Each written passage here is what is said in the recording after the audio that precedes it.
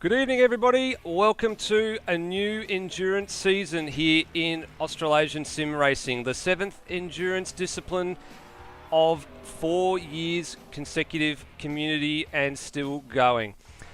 It starts on home soil tonight. The 60 Minutes of Melbourne is a pair of sprint races opening this year's GT3 World Championship.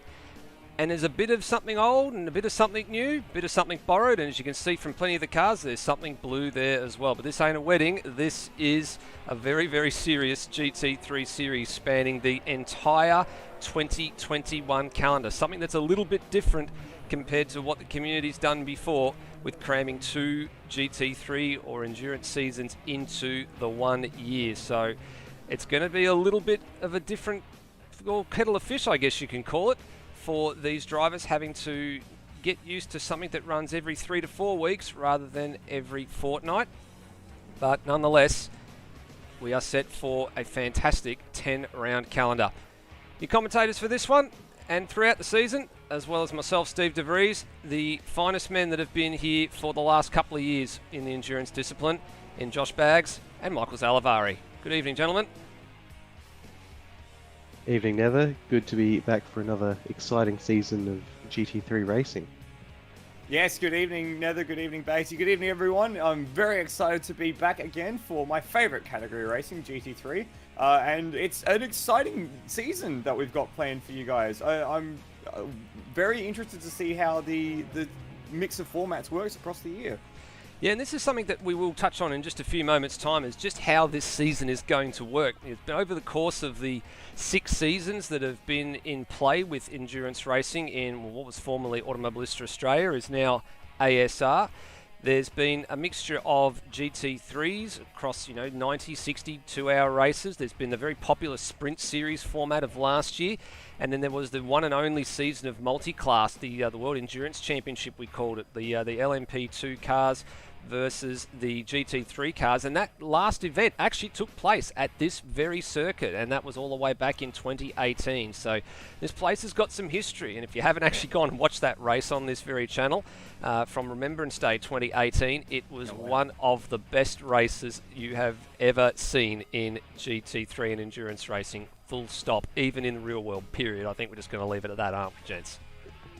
I mean, I could bring up some examples, but you seem pretty sure of it, so I'll let it slide for now. Well, up until the Bathurst 500, it was the most highly rated video on this channel, so it actually had a fair bit of interest. Just one of those unscripted moments that you just can't predict, and it's thrown GT3 over the course of time has thrown up so many of these weird and wonderful moments that we don't know where to begin half the time. So we'll see where this season leads us, but it's a nice, comfortable sized grid at the moment. It's not the same numbers that we saw last year in the popular World Championship and the Sprint Championship, getting well up and over 20 odd cars a night. I think there was one stage or two where we'd maxed out on car numbers. The grid was so big at the height of COVID. But nonetheless, we've got a very, very good, solid grid to start with. And there's still plenty of room for more, guys. So if you feel like you want to come along and have a go at this, please jump into Australasian Sim Racing on Facebook and Discord and come along and see how you go against some of the guys that have been here for a while. Yeah, definitely. And we've got plenty of returning faces that people will be well known if they've been following these series beforehand, and a few who are at least new to me, probably not new to the ASR as a whole, but still new to the GT3 competition. So it'll be interesting to see how they get up to speed in these cars. Well, It's a bit of a... Oh, sorry. No, you're right. Go for it, Flood.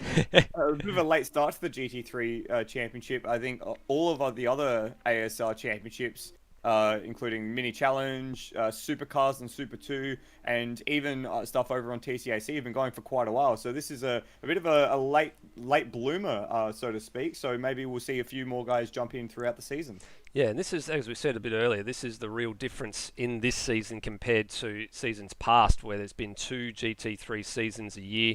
It has sort of normally started toward the end of February or the beginning of March, and we're sort of now halfway through April. And this one is going to be on Saturday nights. The first series actually that the community has run on a Saturday night. It's a bit different, seeing if we can get a couple of overseas participants in which we do. We have two. We have Mike Coulston, who's a regular, and Lennart Grossel from Germany. Actually, he sounds like a Pom, but he's actually based in Germany. His English is very, very good, and he's very quick, so I expect him to be one to watch out for this year. But yeah, tapping in hopefully to that Middle Eastern European time base. It's sort of, mid to late morning over there at the moment, so we're looking forward to see if any of the other finest men around the world can come along and take on some of Australia and New Zealand's best. And they're going to have to do it over this 10 race calendar. So let's have a look, thanks to Google Earth Studios, at the 10 race calendar. And you can see here we're honing in on round one tonight at the Albert Park Grand Prix circuit, just southeast of the Melbourne CBD. And that format, as we just mentioned a few moments ago, is the sprint format, which we'll cover off in a little bit more detail. From there, off to continent number 2, to Europe, to just to the west of Lisbon in Portugal for our first ever visit to Estoril, which is going to be fantastic. Across the Atlantic, all the way to the west coast, and just south of San Francisco lies Laguna Seca. We've been here before as well, all the way back in 2018, and that's also a sprint series format. A circuit we've been to a couple of times before as well lies just south of Sao Paulo, round 4 at the Autodromo Jose Carlos Pache, or more commonly known as Interlagos. Back to Europe, round 5, our first ever visit in GT3s to the Nürburgring, the Grand Prix format, not the full-on Nordschleife sadly, but a 70-minute race awaits us there. Down south to Italy, another visit to Monza in the 90-minute format, which I haven't seen in the series since the very beginning of 2018. Another one since 2018 we haven't visited is Magny-Cours in France. And a very famous race, that one was marred by safety car problems. It now sees a sprint round. Down to Paul Richard in the southwest of France, down in the Le Castellet, a 70-minute race there. The penultimate round of the championship, the one that has brought so much drama to this category in the years, Monza, 90 minutes yet again on the calendar. And then the most popular race we had last year, the night race of 2 sprint races, returns for the season finale in the Kingdom of Bahrain at the Bahrain International Circuit. Gentlemen, that is what the calendar looks like this year. What event are you looking forward to the most? Well, it's got to be Monza every time. It's just there's never been a dull race there, and sort of what could it throw up next? Maybe it will throw up a boring race, and that'll be the thing that is unique about this year's event. But you always got to look forward to Monza. It's just something about the place that makes everything go a little bit crazy. Yeah, I've got to agree. The last race that we saw at Monza for GT3s was an astonishing event. I think my voice is still strained from that last lap with Steve Bolger winning in a fuel run, which was incredible. But something that strikes me about the calendar, guys, is just how many big GT events and tracks that are on the GT circuit in the real world we're hitting in this format. Places like Estoril, which is seen around in the European Le Mans series, Laguna Seca, which is one of the best GT events, or for the IMSA Championship, Nürburgring, Imola, again on the GT World Challenge circuit, Monza as well. They're actually racing at Monza this weekend for the first round of the GT World Challenge Europe, which you can catch on YouTube if you're still looking for more GT action. It's just a great mix of tracks that have GT racing heritage and stuff that has racing heritage to us here at ASR as well. Yeah, I'm putting my vote in the Monza bucket as well. I think I don't think there's any ifs, buts or maybes about it. Every time we've gone to Monza, it's been the 90-minute format. It's retained again this year, and the sole reason that it's been retained and we haven't molested or played with that format at all is just because of what is thrown up over the course of time. Every single time we've run it, this would be, I think, run number 4 or 5 out of the 7 seasons that we're going to be having completed by the time this is all over and done with.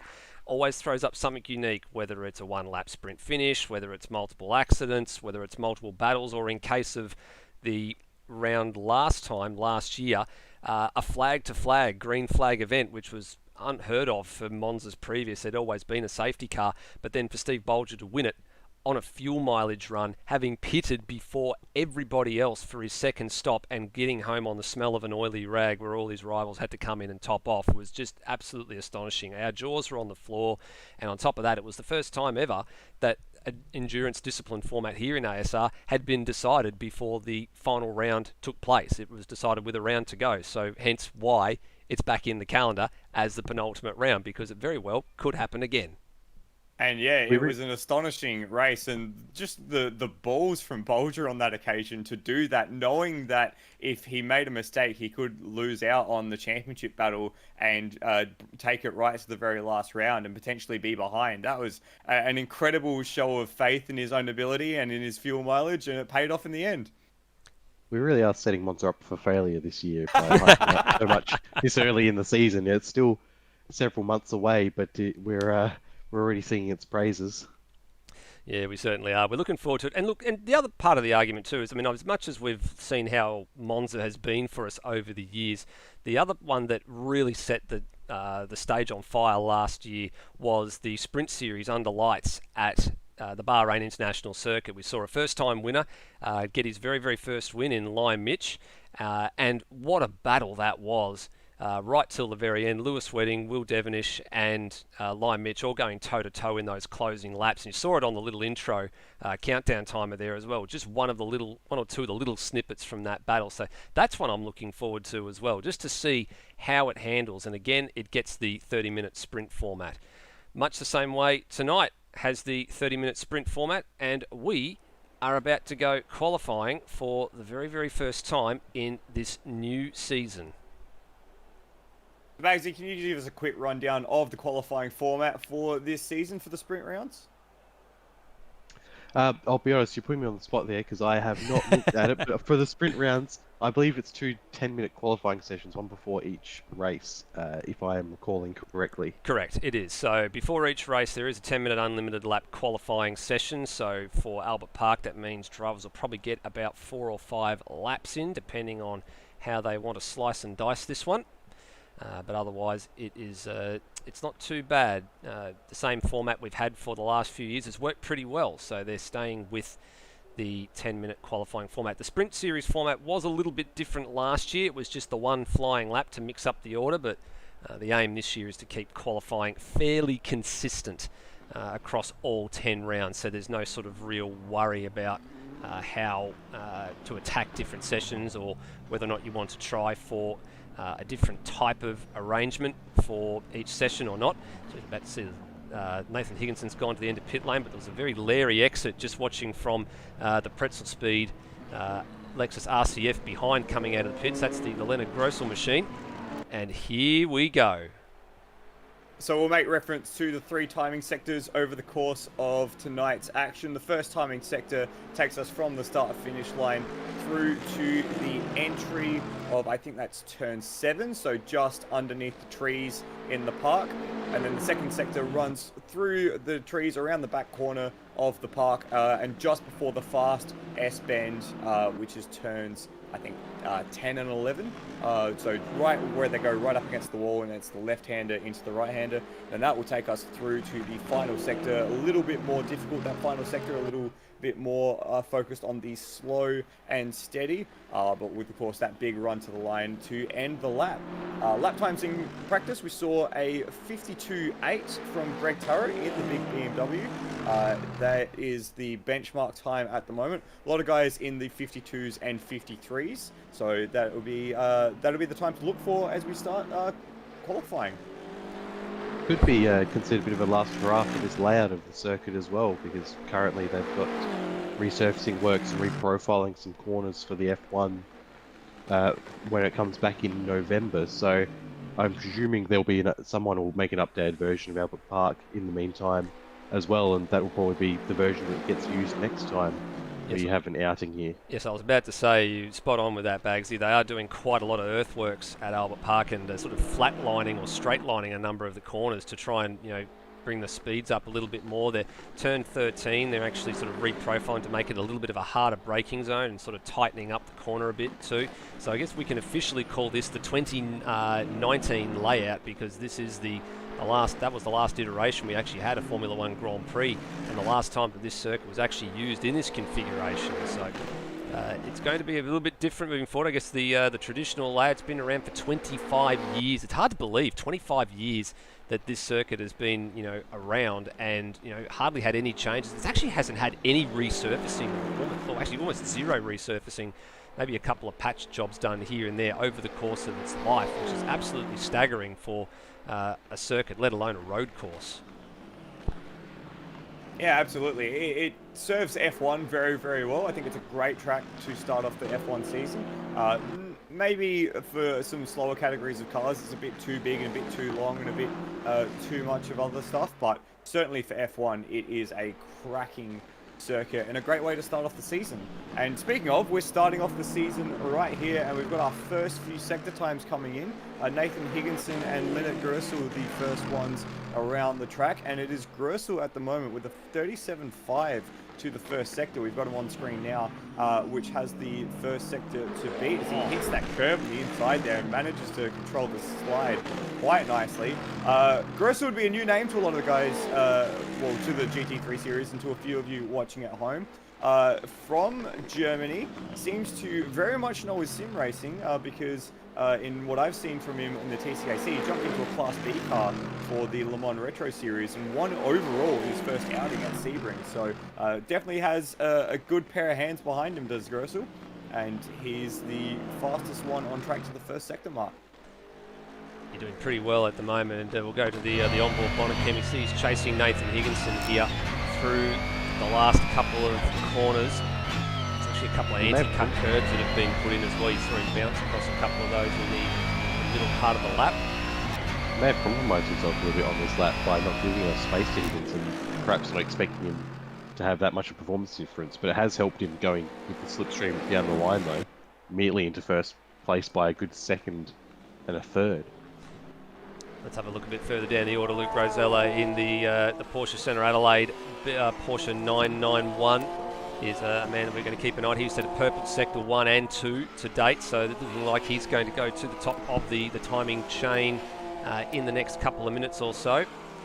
It was 0.2 quicker to the second sector marker, and interestingly as well, Bolger was quicker to the second sector marker, but has slotted into second, so that tow down the main straight has really helped out Gersel there. Here's Rosella though, in that beautiful blue Porsche with that awful university on the side of it. And he goes to the top. So 3.5 tenths the gap at the moment. So not setting the timing screens alight just yet. Ooh, a little bit of a lag moment there for the current pole sitter as he goes to the pit lane. And he's 3.5 tenths in front of this man, Lewis Wedding. Now we've seen this man utterly dominate some of the previous GT3 seasons. Out of the 6 GT3 titles that have been on offer to date, he has 2. Brenton Foley has 2. And then the others are divided up between Steve Bolger with the World Series last year and Peter Savage with the Sprint Series title last year. And you could be forgiven for saying that he could have very easily had potentially 4 of them, if not for bad luck and poor reliability. Yeah, some of the binary seasons, I think we've called it over the course of time.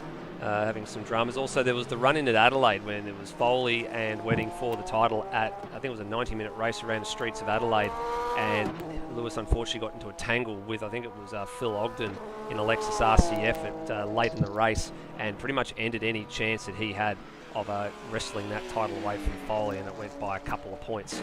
Well, not the tightest margin that we've ever had over the course of time, but the tightest margin was actually last year's Sprint Series title, which went to Pete Savage in by a solitary point. I'm just going to interrupt you there, Nether. We have a new sitting pole man at the moment. Steve Bolger has gone through with a 53 flat. A great last 2 sectors, purple in the last 2 sectors there for Bolger, and possibly a great lap time to beat. I had eyes on Leonard Gersel across the course of that last lap, and he was also setting purple sector times until he ran wide through the fast S-bend and threw that lap away. And in fact, we can just see, I just saw on my screen Bolger passing by Gersel, who had gone off at turn 4. And Bolger's gone again. He's gone purple to sector 1 this lap around. So he's doing some great work in that Ferrari at the moment. Yeah, the 488. This is about the third or fourth car that we've seen him run over the course of his GT3 campaigns. We've seen him in the Ferrari for the moment. We've also seen him to date in a Lamborghini last year when he won the World Series. He pulled out the Jaguar G3 as well for the Sprint Series. Didn't go according to plan, and we've seen him in various other machinery since he's been in AMS Oz and what is now ASR, and he's already 10th and a half up at Sector 2, and just very, very planted, very, very solid through that part of the course, through the fast chicane, completely avoided a little anti-cut curbing on the inside at 12. And this is a nice lap here. There's a little bit of traffic with, that's Nathan Higginson just up the road, but he shouldn't be too badly hampered. And I'm actually looking a bit further down the order. So as much as Bolger's going on at the minute, we've got another car that's a bit further back that we're keeping an eye on too. The number 51 machine at Termo's just set 2 purple sectors, and he's just about 2 corners behind Bolger. So we'll stay with Bolger and just see what he can do, and then we'll cut back and see what the Nismo GTR can do. No, we won't. Bolger improves to a 52.8, so he's not on the pace, but Termo just had a little sideways moment just a few seconds ago, and I don't think he's going to be setting the timing tree alight here. No, he's almost backed out of it. So time for a little bit of a look at the Antara Resort Style Living replay, and we'll get a bit of a view as to what happened to Termo. So 2 purple sectors was looking really, really handy until this moment here. Back end gets away, and that was the end of it. Just wrong slide, a bit of rear locking at precisely the wrong time. Yeah, unfortunate. I was riding around with him with my sights and just, lock up at the wrong moment. He was very smooth through the majority of that lap. Might have just gotten a little excited. News back at the front, Noah Turris jumped into 2nd position, so that's another new name at the front that we've got to keep an eye on. Continuing the everlasting battle between him and his dad, Greg. We've got a few guys just winding up for their last laps pretty shortly. A lot of guys in the pits though, so Leonard Gersel won't improve, neither will Greg Turra or Termo, or Cracker for that matter, as well as Noah Turra and Steve Bolger, so they've all given it away at the moment. Yeah, so there's a few guys yet to set some laps. The last man is Brian Walsh, and Thomas Cole at 2:04.9, probably not truly indicative pace of what the Acura is capable of. And this will put a time on the board for Walshy, good enough for 16th. Out of the 17 cars that are here, you'll actually notice there's actually 19 listed, but we have got a couple of drivers just managing the server, Brennan Ross and Scott Nolan, with some safety car duties and that today. So good on those guys for jumping in and giving it a bit back to the community and making sure the night goes smoothly. And I think with just 4 seconds left on the clock. That's Luke Rosella's challenge done. He's hit the wall hard out of turn 5, so that's 3rd place is as high as he's going to be. Yep, so he probably needs to have a bit of a look at the replay for this one as well, and we'll see what he's done here. Had a bit of a locking moment coming into turn 3, and what did he do here? Did he get on the curb? No. Looks like it was all right for the minute, and inside curb, there it was. So that was the end of that one for him. Now the next question was on a promising lap, and he's also had a spin coming out of the 3rd corner, I believe. So he's ended up in 2,000th behind Termo. Now, who's left to finish a lap here, Bagsy? That's the next question we need to answer. Dane Liccardo on screen, currently 15th, has got PBs on the board. Ujit Mishra, Matt Cecil, Thomas Collins, got Lewis Wedding out there as well. Yeah, they're the only ones yet to really throw a lap. And Liccardo's giving the game away now, so he's done what he can do. Mishra jumps up to 9th. Good job by Ujit Mishra, and Matt Cecil's now finished, and the one man of real interest is Lewis Wedding, and he's not really setting some PBs, but he needs to find about 3.5 tenths over the course of the lap, and he's found a little bit in sector 1 and he's down in sector 2, so he might improve, but I don't think he's going to move up the order at this rate. And he did, he found a lot of time. Front row. Wow, that's a very late move, and it all came in the last sector, so I think that's a purple last sector for Lewis Wedding, right at the death. So he managed to get that one hooked up very, very well. and vaults himself to the front row. But Endurance Chat pole position goes to Steve Bolger, the reigning World Series champion in his Ferrari with a 52.822. Yeah, the only one to get close to his lap in practice. The only one to dip into the 52s in the qualifying session. Steve Bolger has started this series just like he started last year's World Series. So we'll keep an eye on that red and brown Ferrari for some good things this championship. It looks like he's really laid down the gauntlet straight away. Yeah, he certainly has. And, well, we didn't get a chance to take a little bit of a look at how this circuit, I guess, is for the layman, but we'll have a look at the track overview right now. And, Bagsy, as you mentioned, this is one of the circuits that has, I guess it's still got a little bit of charm just for a little bit longer until it eventually becomes a bit more of a high-speed bowl. Yeah, well, we've you can see the end of the second start of the third sector, that corner.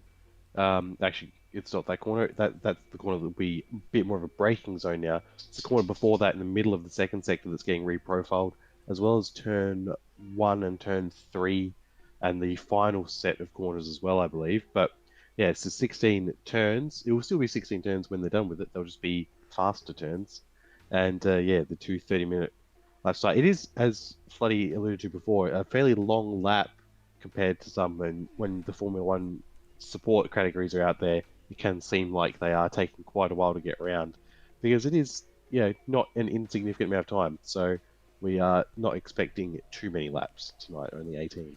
Yeah, that's just the estimated numbers based on roughly a minute 52 seconds per lap, which is the pole time, but we're not expecting those times to be sort of done in the race too often.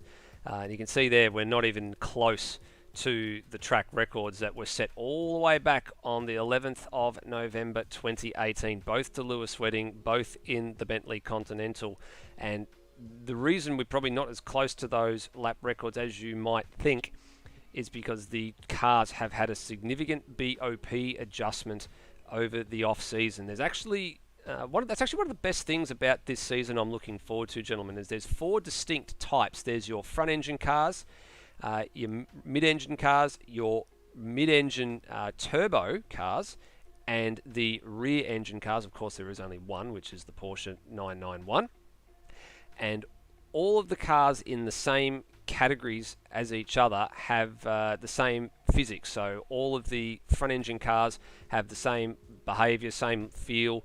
They all retain their different notes or engine notes, so that's a good positive thing. But it balances the field and makes it very, very easy and very, very competitive for all the cars. So it means that not one car is more dominant than another.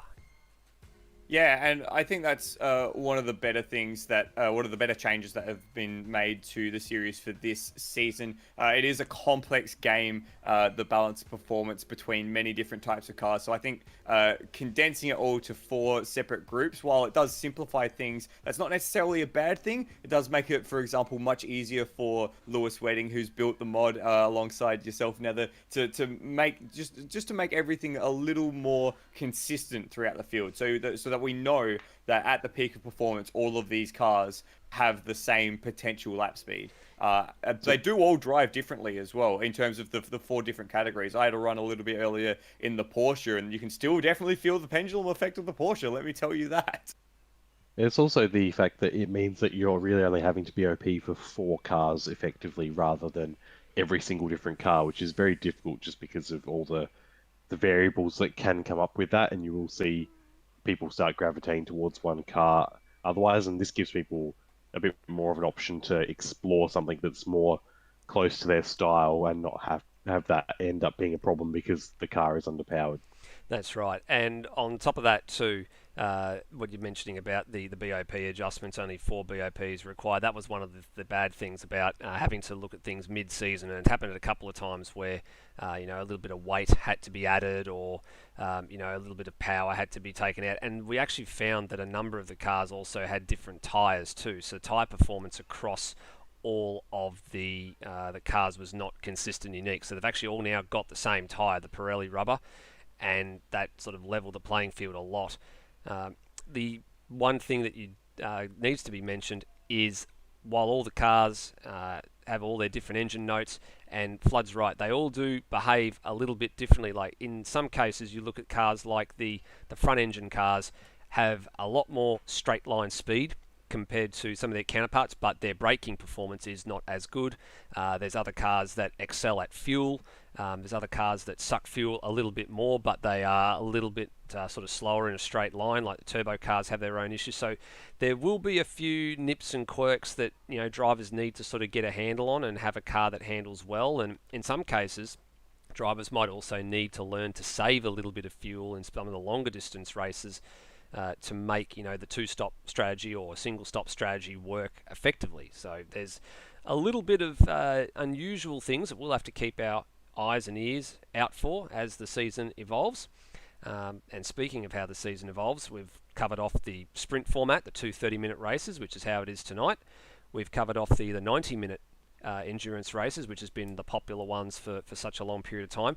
The 2-hour events actually have been dropped, so that's one of the things from last year that we have opted not to continue. There's been a couple of issues. Yeah, well, there's been a couple of issues with AMS that have caused, I think, forced our hand on a number of occasions with that one. And then the other one that's been brought in is the 60-minute races actually have been upped to 70 minutes, so that induces the possibility of there being a second stop if you want to go hell for leather, or if you want to bank on a safety car or try a fuel saving run, you might be able to make it in one. So that opens up a whole new strategy argument for the intermediate distance format. Yeah, and I really, really like that decision. 60 minutes is an easy one stop for a lot of these cars, whereas 70 minutes, you could be brave and try and stretch a second stint. But on the other hand, it does give you the strategy option of coming in and making three shorter stints in order to make that 70-minute. And I think that is going to play a variety of hands throughout the season, and we'll see some of the thinking drivers, some of those who are a bit more strategy focused as opposed to maybe race pace focused, getting the upper hand. I'm really excited to see the first one of that, which will be at Estoril in a month's time, on the 8th of May. Yeah, that'll be a good one to keep an eye out for. And I want to give a quick shout out to one of these guys. They're actually just sitting out there in the pit lane at the moment. So I'm just going to quickly go over to the practice screen here so we can bring these up. So as much as the guys are in the pit lane, here's Scott Nolan sitting in the lovely painted ASR safety car. There's actually two of them there. There's actually three in the paddock. There's another one in the hands of Brendan Ross. But these guys have actually put their hands up to volunteer to do the safety car stuff manually this season. We have had a couple of dramas over the course of time with safety cars being thrown at really odd times, and also circuits popping up some of the unique quirks. I think Bathurst is the one that springs to mind, that we've had a few dramas with the way the pit lane is, and also with the rolling starts when the game actually triggers to go to green flag. So here at this circuit's one of them. It actually doesn't trigger until the safety car's back in its rightful position. So they've opted this time to start the proceedings a little bit differently, which you'll see in about 5 or so minutes time. There'll be a couple of safety cars at the head of the field. They'll go around manually. The safety car will be driven in manually, and then the field will go racing when we get to onto the start-finish straight. So the timer will start counting down from 33 minutes, because it's about 3 or so minutes under safety car to do a lap, and then we'll get our full 30-minute allocation in pretty much once we get to the front straight.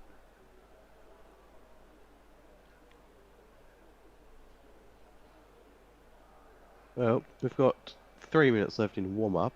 What are your guys' early predictions for a potential race winner and potential overall series winner? Who's looking strong for you?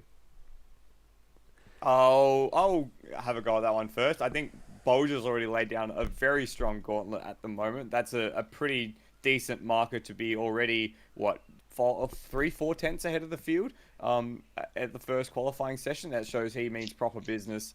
I'd say keep an eye on Leonard Gersel throughout the season. I think he'll come to the fore depending on whether or not he can get to all the rounds, because living on the other side of the world is going to make that a bit of a challenge. But I'm really excited to see Noah Turrow and Greg Turrow at the head of the field again. They had a great run in the sprint series last season in the Nissan GTRs, and so to see them now in the big BMW M6s, right in the mix at the very beginning, that's really encouraging to see. So they're the storylines that I'm focused on for tonight. As far as overall, anyone from that top 6 could win overall. I'm surprised Rosella didn't hook it all up in his lap. Remember, he's the reigning Porsche Carrera Cup champion for ASR, so he certainly knows his way around a Porsche.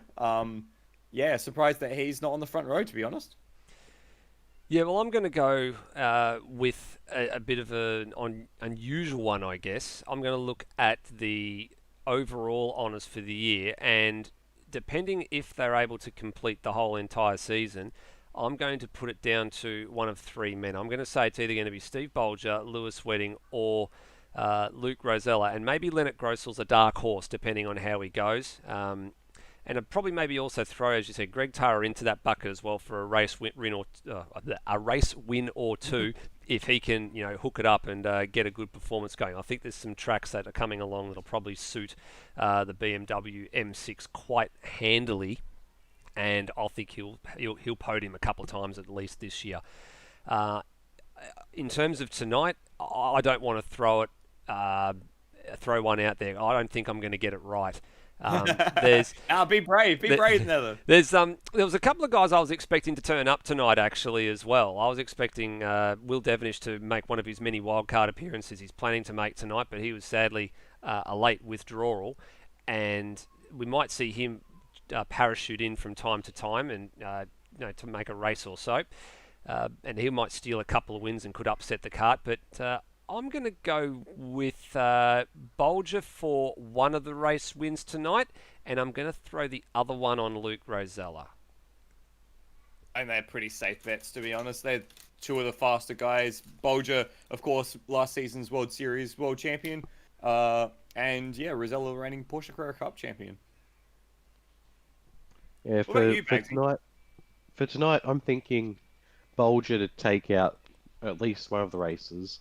But also, I think that Termo's 7th place is probably not reflective of the pace he's had. So I think that I think he's a potential for a podium this race, and if he gets qualifying hooked up for the second race, he could be in with a shot at the win potentially in the second race. Yeah, that's a great point, Bagsy, and I'll echo that because I've seen his performances have a really recent uptick in the TCAC series. He's been challenging for the Class B victories with Will Devenish and Lewis Wedding on a number of occasions. He's actually taken 2 victories, one at Monza and one at Brands Hatch. And he's not just had those victories given to him, he's had to fight for them as well. So I reckon if he hooks it up in qualifying, he might have the pace over the course of a race to hold it together for a podium. Yeah, and I neglected to mention my overall. I think you'd be foolish to bet against Steve Bolger. The bloke just seems, it doesn't matter what car he gets, he picks the one that has, after BOP's been done, that just works the best for him, and then he's being very effective with it. So I think Bolger is a good bet for the overall chocolates this season. Chocolates.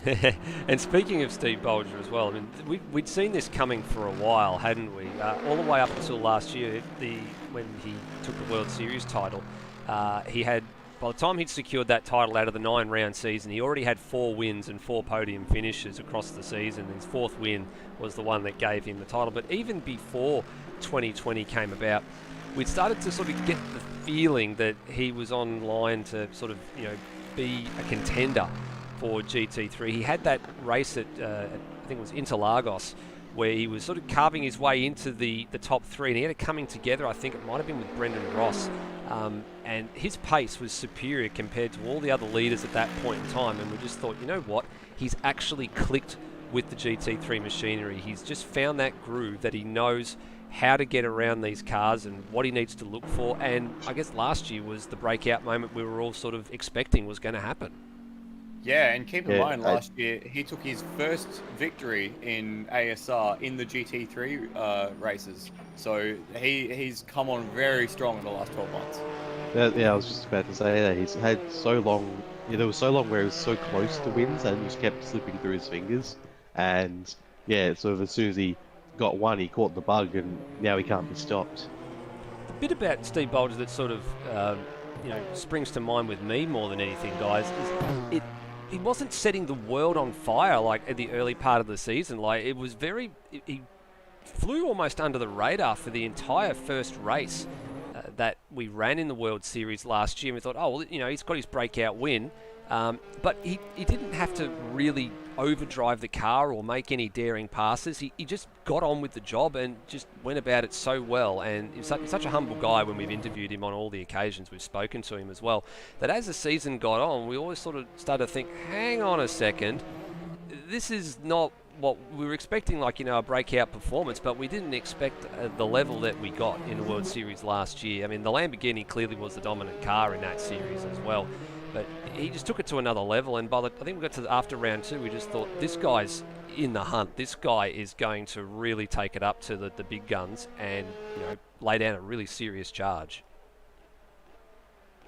Yeah, absolutely. It was not an expected performance. We didn't really. I remember thinking back on that first race where we had Lewis Wedding and Will Devonish and Xeris even in that battle for the top of the podium at Silverstone, and then all of a sudden Bolger just seemed to like slip in from nowhere, and it was unassuming. He didn't make any big lunges or big dives. It was just exactly what he needed in that race, and yeah, it was not someone we expected to have the pace across the whole season, but he certainly showed us all what he could do, a clean set of heels, and he took I think it was 5 race victories across the season, and the next best driver was Devonish with I think 2 across the course of the season, and that was one of those was the dead rubber, so to speak, at the end of the season. Yeah, correct. It was 4 wins and 4 second places for Bolger out of the 9 rounds. I mean, that sews up enough of it, doesn't it? That's all you really got to say about that. There's nothing else you can really say about that performance. And he's done it over the course of beating some of the guys that have had titles for a long time. Brenton Foley and Lewis Wedding have had 2 each. Will Devonish has always been an ever-present threat for the titles, but he hasn't been able to snag one, and that's the thing I think that he sort of hurts him the most, is that he has tried as much as he wants for so long and hasn't been able to snare one. I mean, I think this year from the Supercars perspective is probably his best shot. He's off to probably the best start of the Supercar season that he's had, despite the bad 10th place finish in race 3 of the season, or the first race at Symmons Plains. But I think maybe just doing the wildcard performances here and there in GT3 is probably just going to just be for a little bit of enjoyment. I think the more serious focus for him this year is what he can actually do when it comes to supercars. But I mean, he's got to get one sooner or later. I think that's the hard part of the puzzle. I think we're all sort of struggling to understand is when is it going to happen? Not if it's going to happen, when. Yeah, keep in mind for Will, he came second in 4 championships last year rather. I think he was second in the GT3 World Challenge, second in the Sprint Series, second in the Porsche Cup, and second in TCAC. It was third in the ATCC series. So a lot of close calls for Will, unfortunately, last year, and none of them went his way. No, they didn't. We're just getting the grid set and waiting on a couple of the cars just to get themselves into position. Looks like we're not too far away from a race start. So 60 Minutes of Melbourne presented and powered, as we look to say, by Antara Resort Style Living. Good to have those guys back on board again. And big thanks to Mike Coulston, the team over there in the Middle East, for organising Antara Resort Style Living to get on board yet again. They were very, very happy with what they saw out of the GT3 Sprint Series, and were very happy yet again to come along and say, you know what, you guys put on a great show, and we're very pleased to give you a little bit of financial backing for your trouble to help run the series and run everything that needs to be run over the course of the year. And them, along with some of the other sponsors we've got over the Supercar series, with Smith & Sons Renovations and Extensions. They have done a really good job. So this is the new procedure that we've just been running through. So the safety car being driven manually by Scott Nolan heads the field. The second backup safety car, Brendan Ross, is in the pit lane. And Bagsy, let's have a look at this order. As much as the grid positions are out by one, I'm sure you can accommodate that. Yes, so first place, it's not Scott Nolan in the safety car. Technically it is, but he'll enjoy leading the lap. But the actual pole sitter, Steve Bolger, who put on that lap that has probably going to be the start of the story of the season, that may be him just absolutely taking off in the front in his brand new Ferrari. Lewis Wedding is in second in the ice break Porsche, about 3/10 off Bolger for qualifying. Noah Tara with a very good qualifying in the BMW in third. The car just keeps getting bigger every time I look at it. I know it's a bit of a meme on the internet, but it is just so large compared to those Porsches that are around it.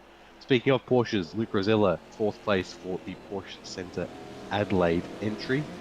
Behind them, I'm going to pronounce this wrong, so I'm sorry, but Lennart Russell with the Pretzel Speed Lexus. Greg Tara in 7th, the other Tara, and currently coming second in the Battle of the Taras.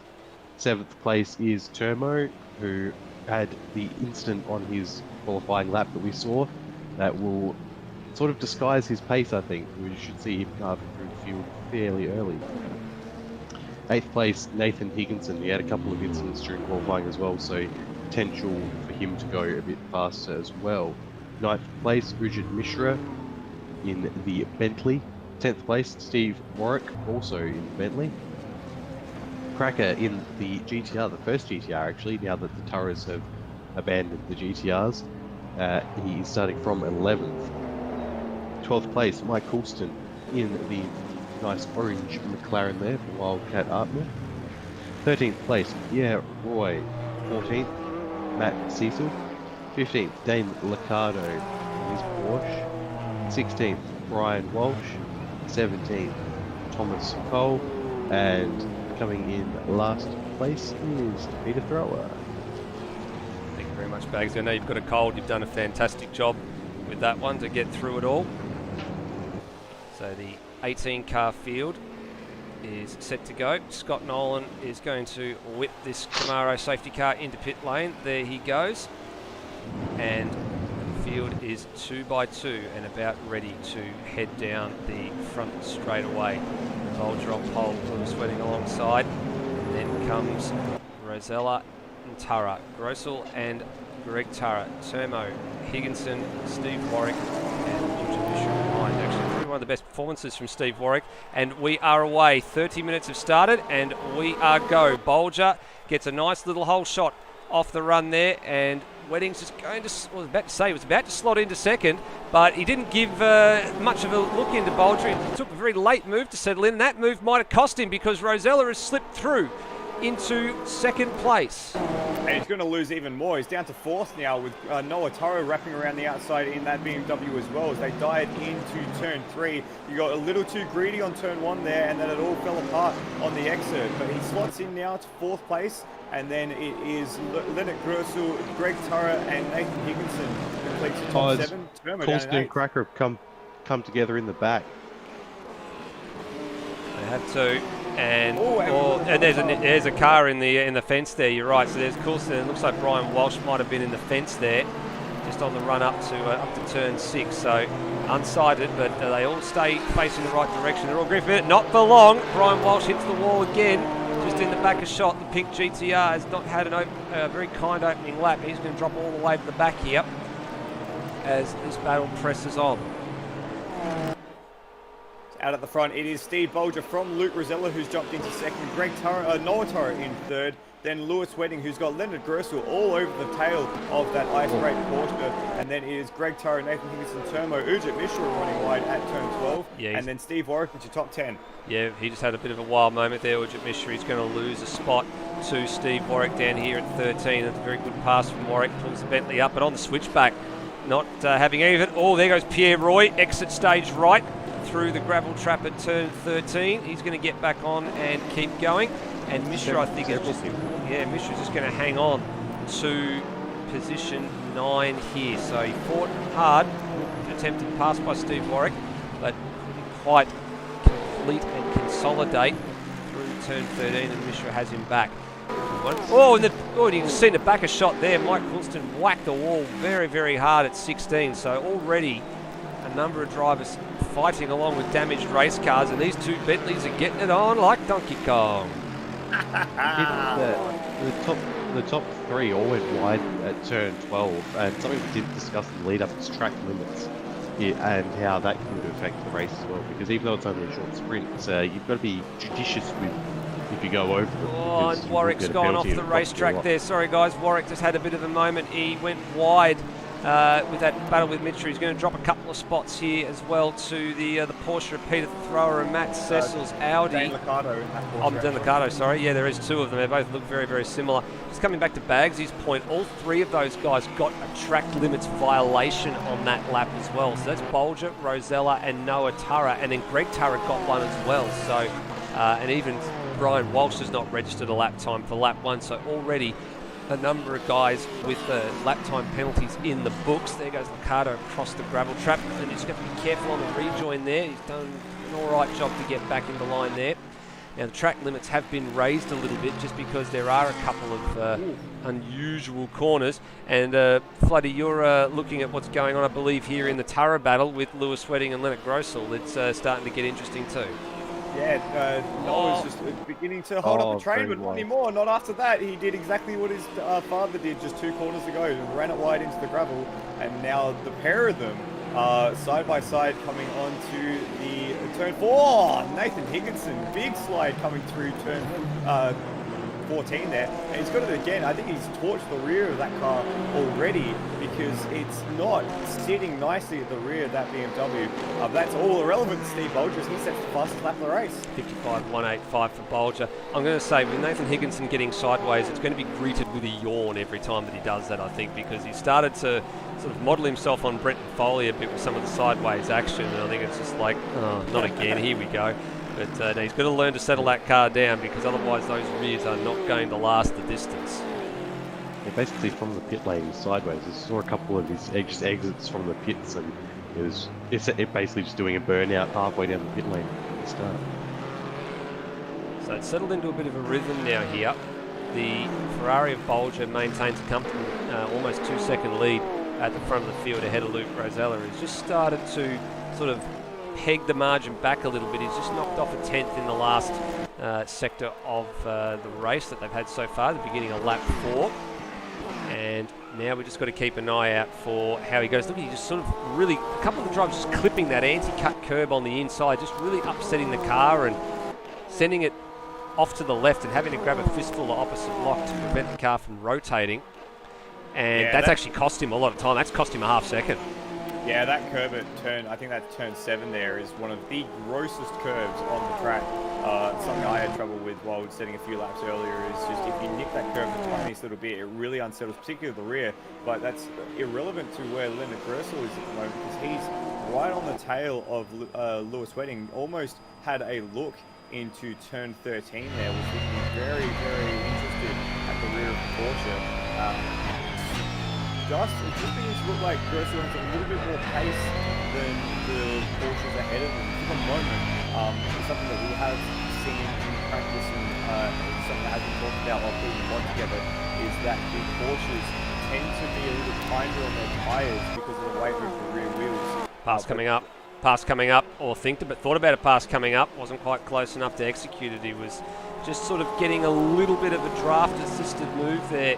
Was Grossel on the run to turn 1, but it sort of all came a bit too late. He didn't have enough headwind, or head of speed rather, to execute the pass under brakes, and Lewis Wedding just hangs on for the moment. But this is a good challenge. This is really, really good for the championship, good for the spectacle as well. And they are actually starting to catch Rosella just a little bit. They were 0.3 and 0.4 of a second quicker, respectively, than the Porsche ahead of them. So this battle for the last couple of spots on the podium definitely not over by a long way, and very, very intriguing at the early stages of this race. And also the fact that always Always. as you go, Grossel has a look and definitely lets Wedding know that he's there, being very large in his mirrors and in Wedding's mind, presumably. We can also see in the background some of these shots, the Tara battle is also hotting up.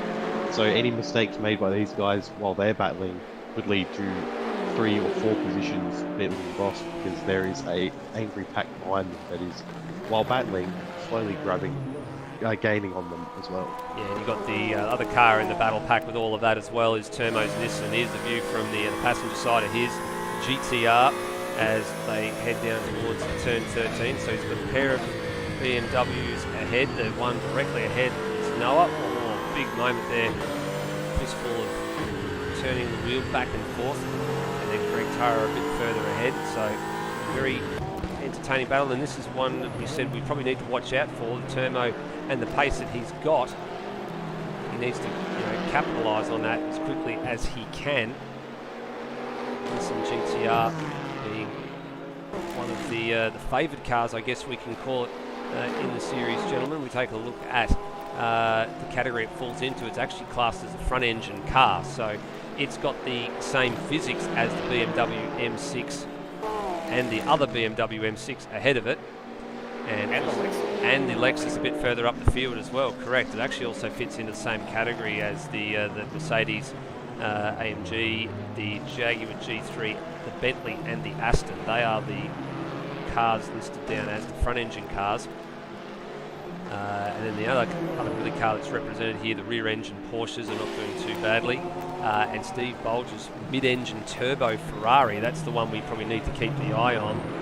The mid-engine Ferrari out in front. How he goes about doing things such as saving fuel and all sorts of things, and how he manages that car, because it can be a little bit sort of more thirsty compared to its rivals behind. Yeah, so come the 70-minute rounds, we might see those in the turbo cars making 2-stop strategies work more than the 1-stop that some of the other cars might make. Just a quick note on that battle at the front. Rosella and Wedding are trading faster sector times, and they've just let Grossel off the back by about 2 or 3 car lengths. In saying that though, Grossel's just set the fastest middle sector time as well.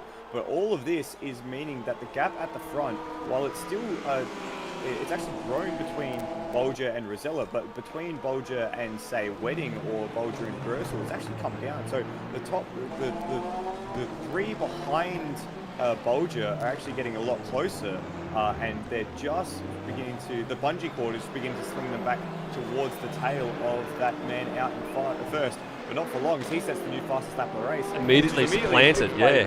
Wedding, yeah, and look at where he is in relation to Rosella now. Rosella got a wheel on the grass there. Because we've got Tara having a go on Turbo after he let him through in the final sector before. Yeah. And Tara and Turbo side by side through the first 2 corners, a drag race down to turn 3. Yeah, he made the pass down at turn 13 and 14 to Turbo, but he hasn't quite been able to make this one stick, and Tara's fighting him all the way for this position, for position 6 and 7. And this is fantastic. They've been side by side for 3 or 4 corners now, and finally Turbo manages to nudge ahead just for a little bit. He sort of had consolidated the pass up to turn 15, but he ran wide and let Noah Tara back at him, and a little flash of the lights there, thinking maybe he got cut off a little bit, but it was a very, very close run thing. And for the moment, Turbo, in what is affectionately being dubbed the F car, F in the chat for Turbo please, has prevailed.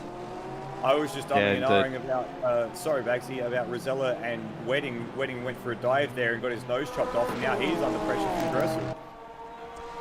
And so the Noah Tara go off wide as well, so that battle has ended as quickly as it begun, and Turbo's going to try to set his sights on the second Tara, as Grossel has quite a moment behind Wedding. Yeah, I think we said this time last lap that Grossel was a little bit off of the back of Wedding, as Wedding is really showing his nose to Luke Rosella. I think he's just he was biding his time, backing off for another run at Wedding, and that's certainly about to happen. The thing is, Wedding was on the tail of Rosella just a moment ago, and he certainly seems to be the one with the pace out of this group of three. The reason that he actually dropped back into Grursel's clutches was because he tried to make a move, got his nose chopped off. He's looking very strong, especially in that last sector, and he's right under the wheel tracks of the Rosella's Porsche at the moment as they come into turn one. Again, very close. They all run wide, in fact. So a bit of a slide there from Rosella, and it's going to compromise their exits here. Grossel's got the perfect run through the first two corners. And he's going to try and round the outside on Lewis Wedding, but he's just not as brave on the brakes. Going to go a long way around, around the outside, like, no. Yeah, unable to replicate Turmo's move from on Noah Tara before. They all hold station just for the moment, but this value for money sort of action up and down the field is getting very, very interesting, and we're not even halfway through this race. Remember, it's time plus 1 lap, so 30 minutes expires, and then there is one more lap after the clock goes zero. So these guys got to be careful. They've got to make sure the car's going to get to the end. They've got enough juice, they've got enough tyre life, because they don't want to sort of use up all their lives so early in the race. You've got to set yourself up for the back end right now. They're really just setting themselves up for who's going to finish positions 2 and 3, because Steve Bolger is continuing to disappear out the front. Got a 3.3 second margin. At least that's what the timing tree says on the left-hand side. It's now 3.6. So by swapping and changing and showing noses and that, they are not working together. They are not catching Steve Bolger out in front, but they are pulling away from Greg Turra in 5th place. But, you know, as you said before, Bagsley, all it could take is for one of these drivers to have a little moment, and they're going to end up in the fence. The problem is, not only are these guys losing a little bit of time because they're battling, Steve Bolger out in front is just setting the hammer down. A purple middle sector for the Bulge as he's dragging himself away from this battle even more to come through the final corner and swing onto the main straight. It doesn't really matter that these guys are battling. Bulge's got the pace in his back pocket anyway. Oh, we've had a spin as well. The pace here as well. Yeah. But we've got Lewis Wedding down the inside this time of Luke Rosella into the first corner, and he's got the anchors on this time around and stop makes it. the move. Yes, finally gets the job done. I was about to say that the Mike Coulston machine had a bit of an accident a bit further back in the field, but we stayed with this battle. He didn't get the best run through the corner though, because Rosella's coming back at him now, but he's not going to be able to be brave on the brake. Gross is going to try to go around the outside of what Rosella a move. though into turn 3. That's a he move. Has pulled off the turbo move.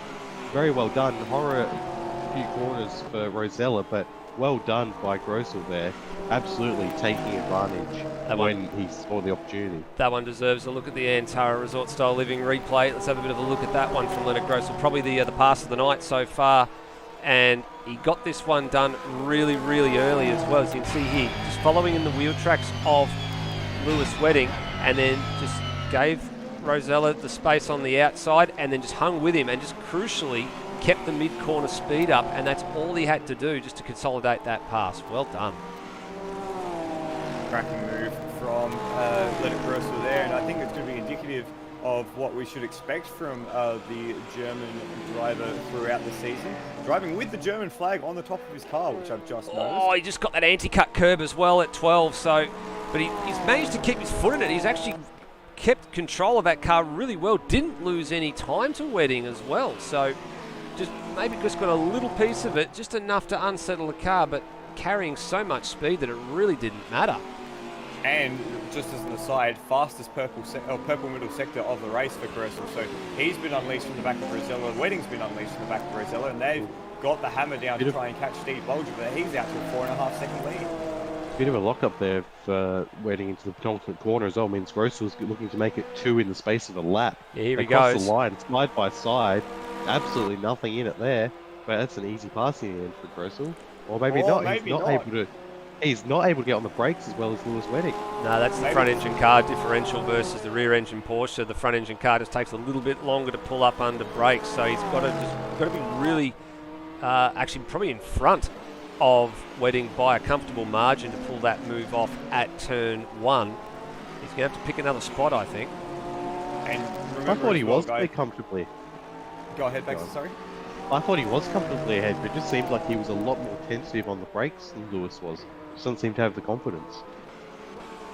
Maybe that is in part as well due to the lag and the time, sorry, the latency to get over to Europe.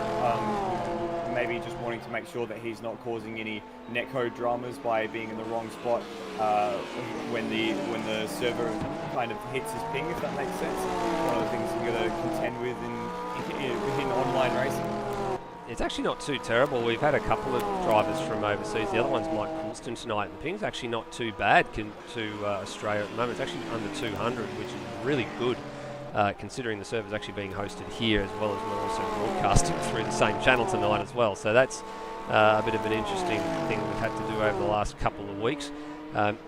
Now, Termo is the other man that we would predict is going to be on the move, and he's just started to edge away here from Noah Tara just a little bit as we ride on board with the GW Racing BMW M6. This was a little bit closer about a half a lap ago. Termo's just started to kick away in the last couple of minutes and holding his own, and now Higginson in the third of the BMWs is starting to get into this picture. Sorry, I just was riding along with Ujit Mishra just as he's lagged out or decided to jump out of the race. So DNF for Ujit Mishra. That's very unfortunate as he was doing quite well in the tail end of the top 10. Yeah, he was, and that will then move Steve Warwick up one position. Actually puts Matt Cecil behind Steve Warwick in the top 10. There's a great story as well with Steve Warwick having surgery earlier, late last year, early this year. And I guess for him, this is sort of a rehab for him behind the wheel and putting all the effort in with the force feedback. And he's not a young chap by any stretch of the imagination, but loves these cars. He does a bit of driving with the ASC and ASR and the Supercars Championships as well. And actually travelling along quite nicely. Definitely no slouch behind the wheel. His best lap at the minute, 56.5. And as I said to him before the race went live, you know, if you can hold your own and you can consistently lap sort of times in the 55s, 56s, depending on what the guys out in front do and what their fuel situation is, you might find yourself in a pretty handy position. Not doing too badly at the moment, down in 9th spot.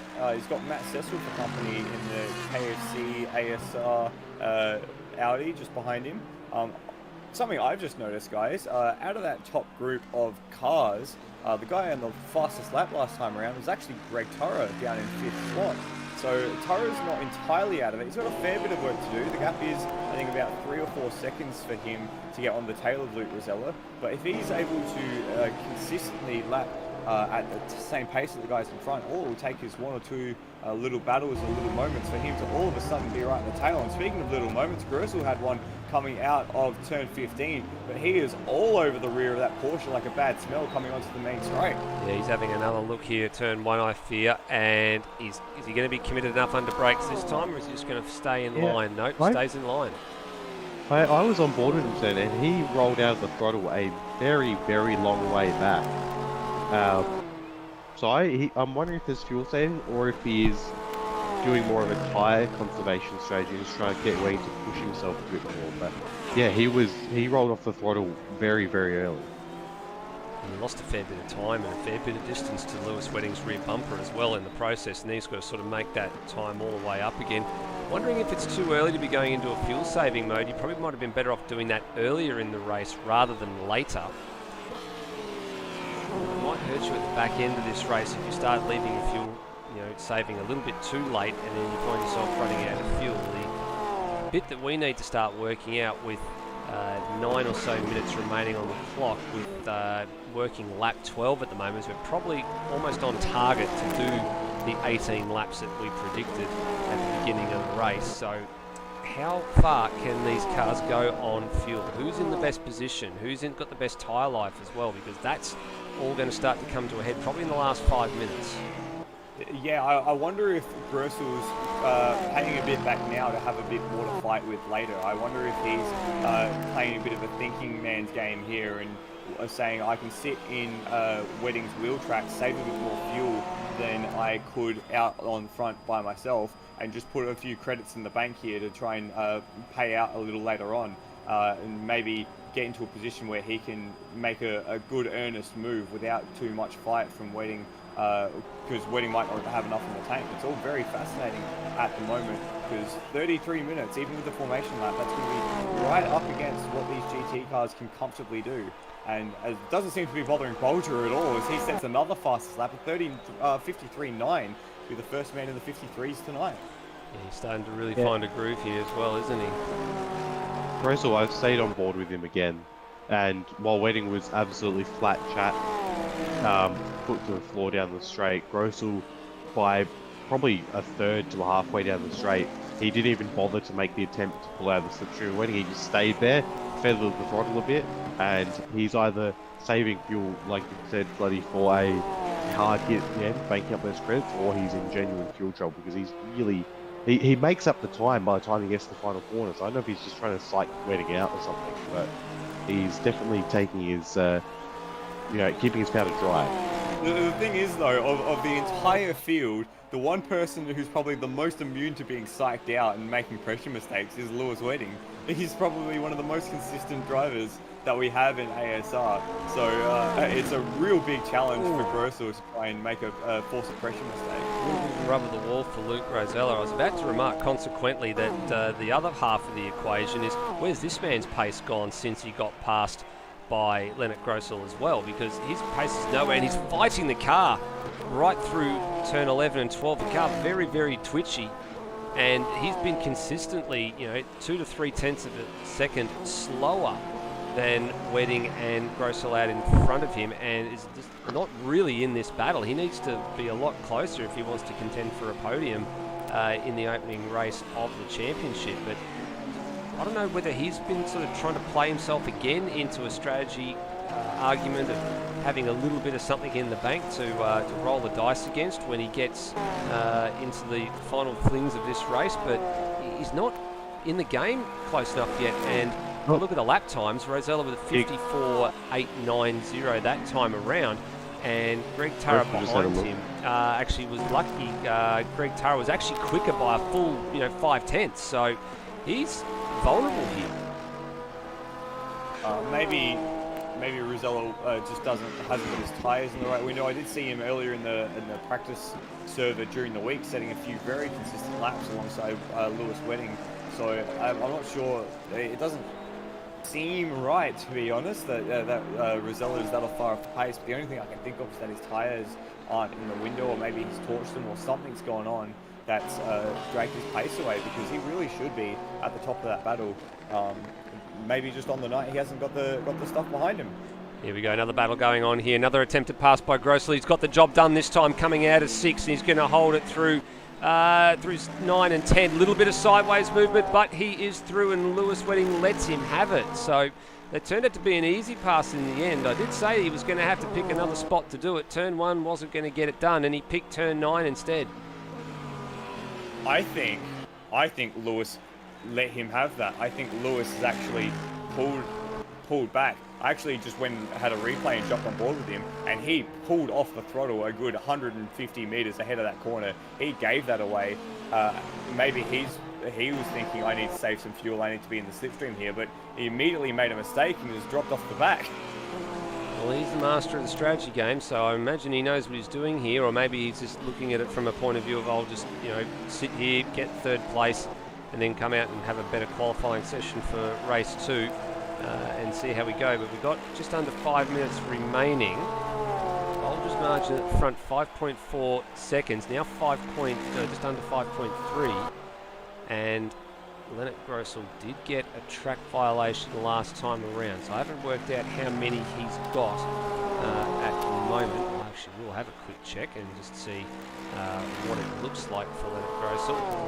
That is only his first, so he's got plenty in the bank if he needs to use them.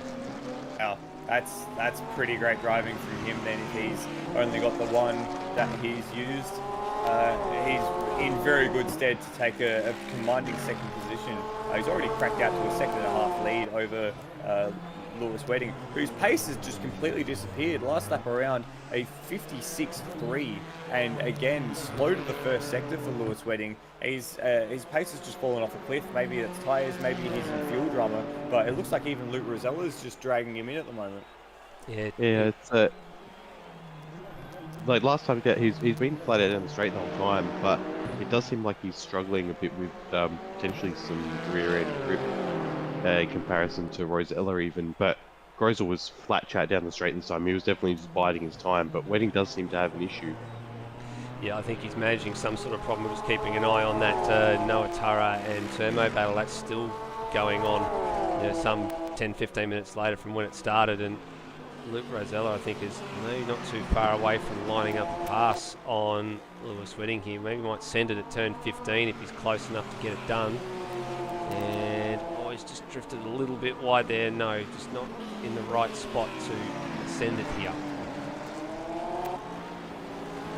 Really close run thing at the moment though between the pair squabbling over third place. We are 3 minutes left in this race, so Bolger will probably have another 3 laps left.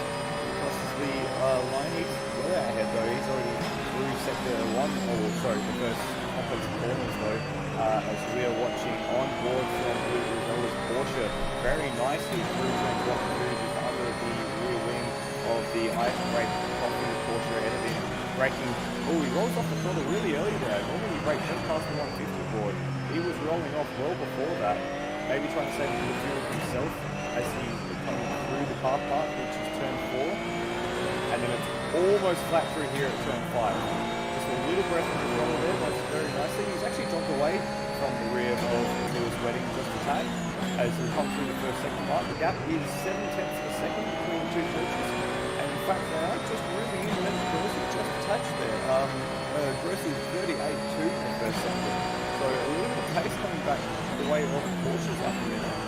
As we're through the right-hander there and then into the sweeping section across right next to the lake, turns 9 and 10. And really wind up the pace through here and into the fast chicane.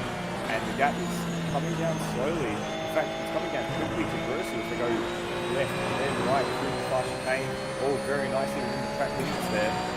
I wonder if Grossi's nursing a problem now because he was 4/10 slower, half a second slower than this pair in the second sector as they range up on the back of him through turn 13 and there's no gap anymore. It's nothing. It's car length in that, not even car length. Just gets a little wide. Oh, here we go. Drama, guys. Drama. Steve Bolger has to come into the pits, so he's in, and that means fuel. That can only mean one thing, and that's fuel. Wow. So splash and dash. So the front engine or the mid-engine Ferrari needs a drink of juice, and that means this battle is now the podium battle, and that's heartbreak for Bolger. So he couldn't quite make it work. It's going to be 2 more laps to go, and this is what we predicted. If you didn't get your fuel mileage right, if you went too hard, you were going to be in trouble. Now these guys have got lap traffic as well, so they've got to be careful. And Lewis Wedding did well to get through on Grosel for the lead. Rosella's going through as well. Oh, Grosel dives to the inside and makes it. Oh, they're going to go 3 wide on the exit. How has that all worked out? I don't even understand how. And they've got lap traffic and Thomas Cole as well in the Acura, so he's going to have to get out of the way pretty lickety split here. He's got to be very careful. And I don't think he realises that the leaders are on his hammer because he's just staying wherever he is. And this is going to be a disaster. Oh, Wedding's off the road. They're all into him.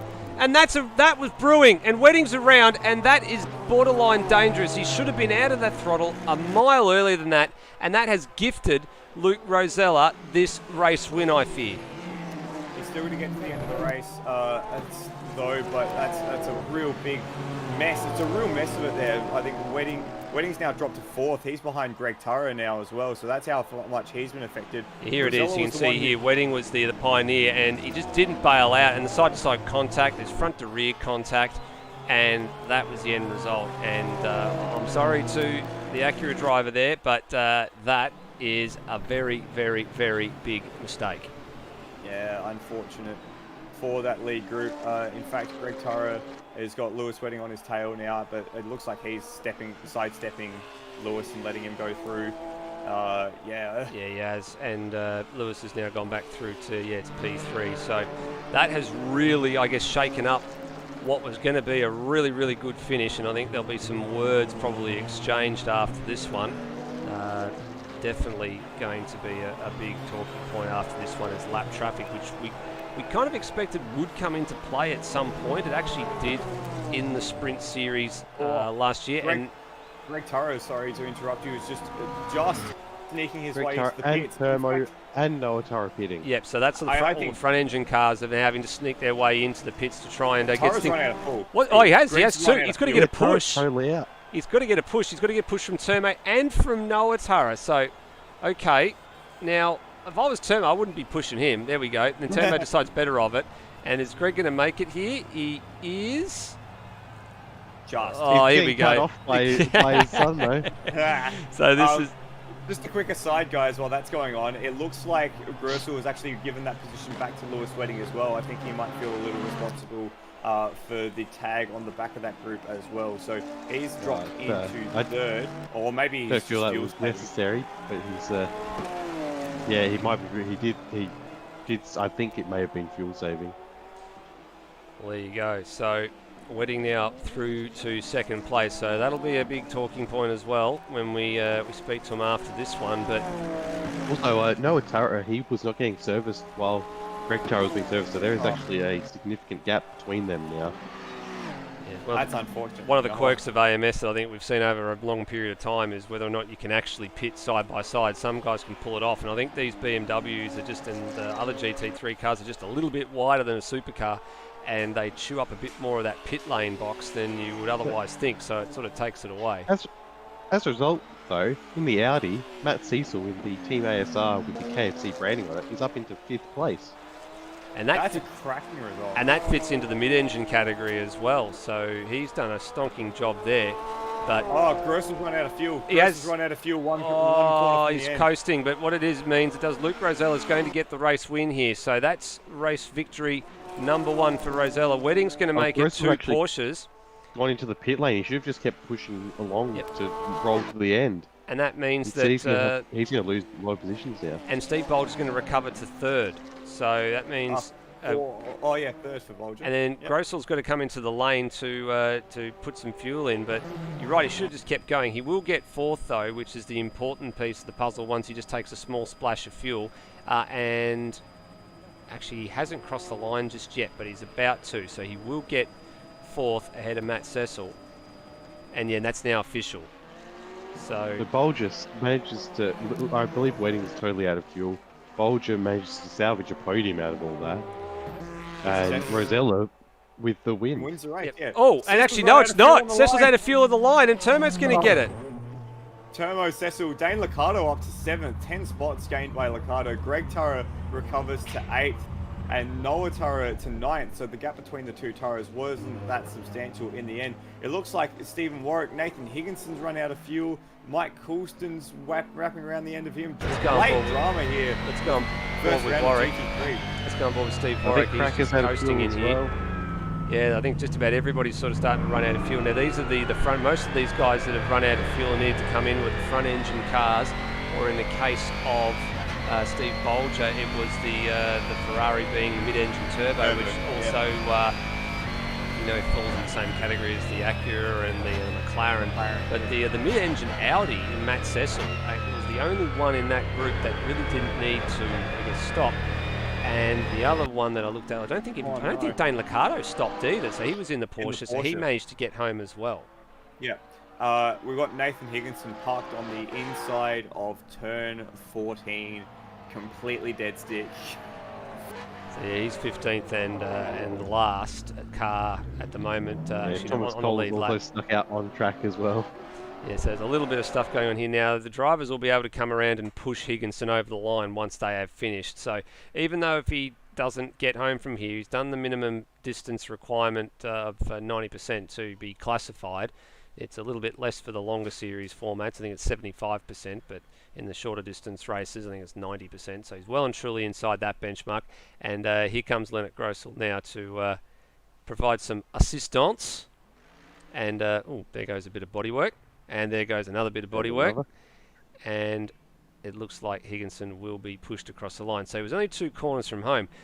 And remember too here, Bagsy, this was the race where at roughly this part of the circuit, one Andy Simpson ran out of fuel in the LMP2 class and took what was set to be a title in LMP2 from Sam Smith, winning and flicking it back to Greg Nangle, all in a space of 30 seconds. Nangle led that championship coming up to the race. Smith took the win, had one hand on the trophy, and then had it very quickly taken away when that little moment happened. So fuel mileage thoroughly here. Felipe Massad. Yes, he did. So fuel mileage at this place has played a hand before, and lo and And the behold, thing is, it plays we're again. going to have another. and it's going to play a role again because we still have another 30-minute race to go where we can expect something very similar to happen. Although it'll be interesting to see those in the way of Bolger.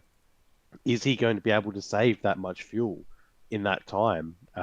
It's going to be very difficult for him to save essentially because he came in with a minute to go, 2 laps worth of fuel, and still be competitive. Yeah.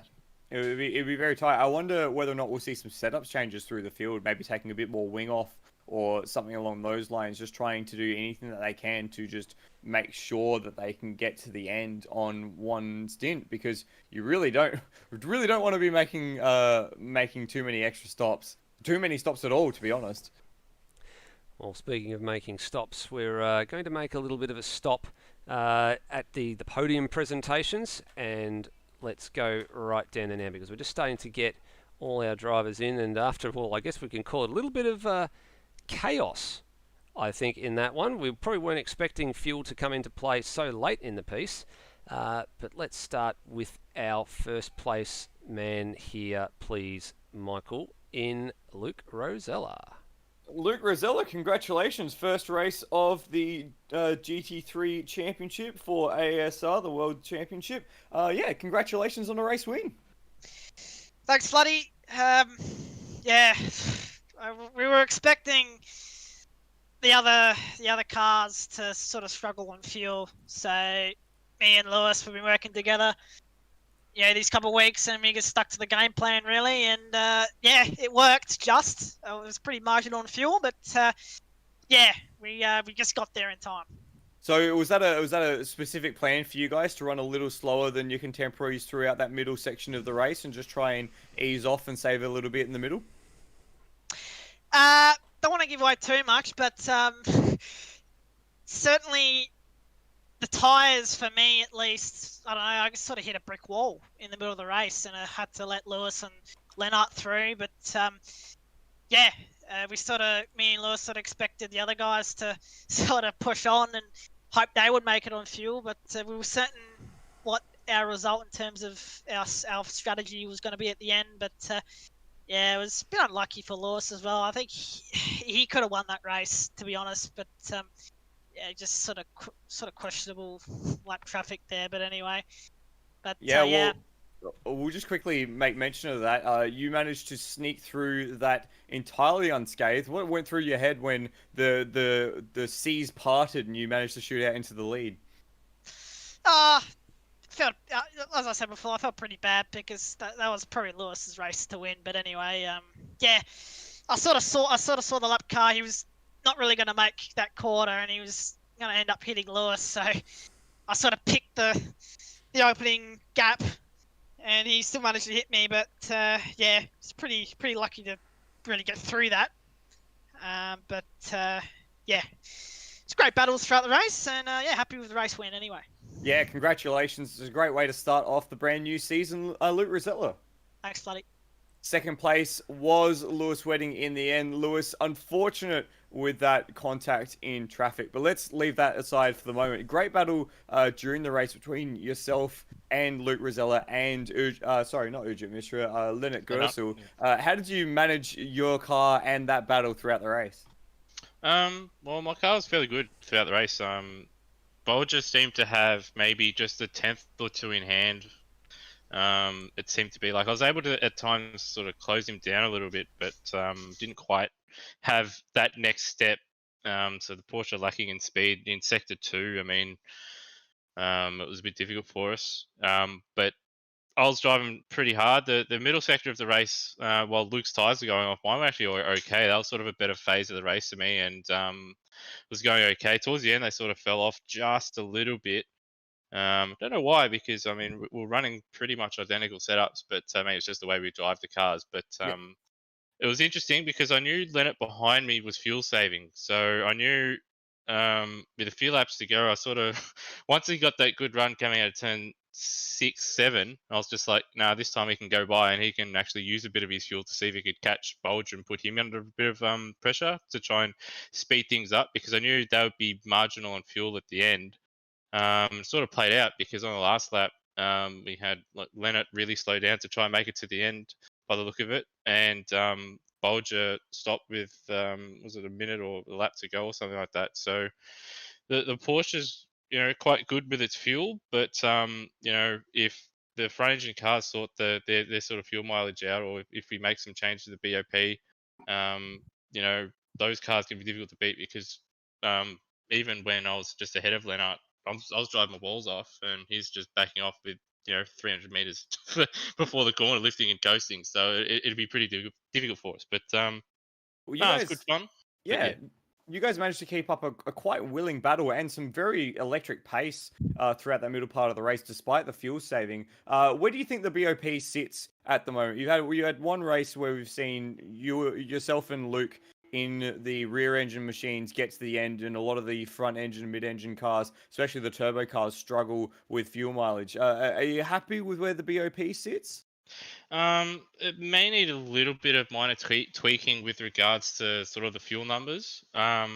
But probably need a second race, a second race, and maybe another round just to make sure that it's okay, or if we need to make changes.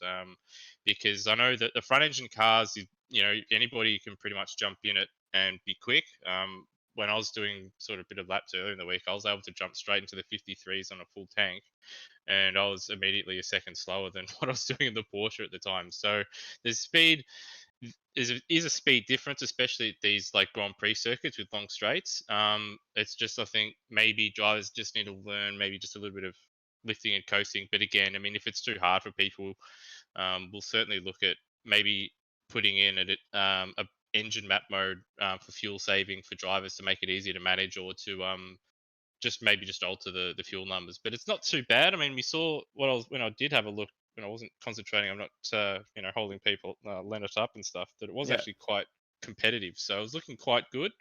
And I do believe, actually, if you go back, this might be one of the first, or if not the first, Porsche win in any GT3 series. So at Let's least go. it's a positive Yeah, let's in go, that Porsche. regard.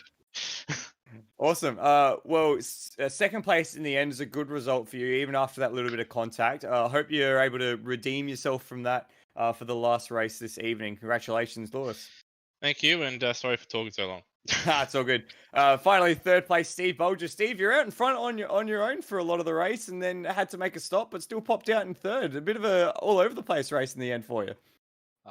I always knew I was going to stop. It was just a matter of when. So I only stopped late to keep the other guys guessing a little bit and hoping that they'd all push and get themselves into trouble. But the Porsches were always going to be hard to beat on that strategy, and Lewis and Luke were a bit too smart for that. So, but otherwise, I was happy to push and set fast laps and still get a podium rather than lift and coast for the whole thing.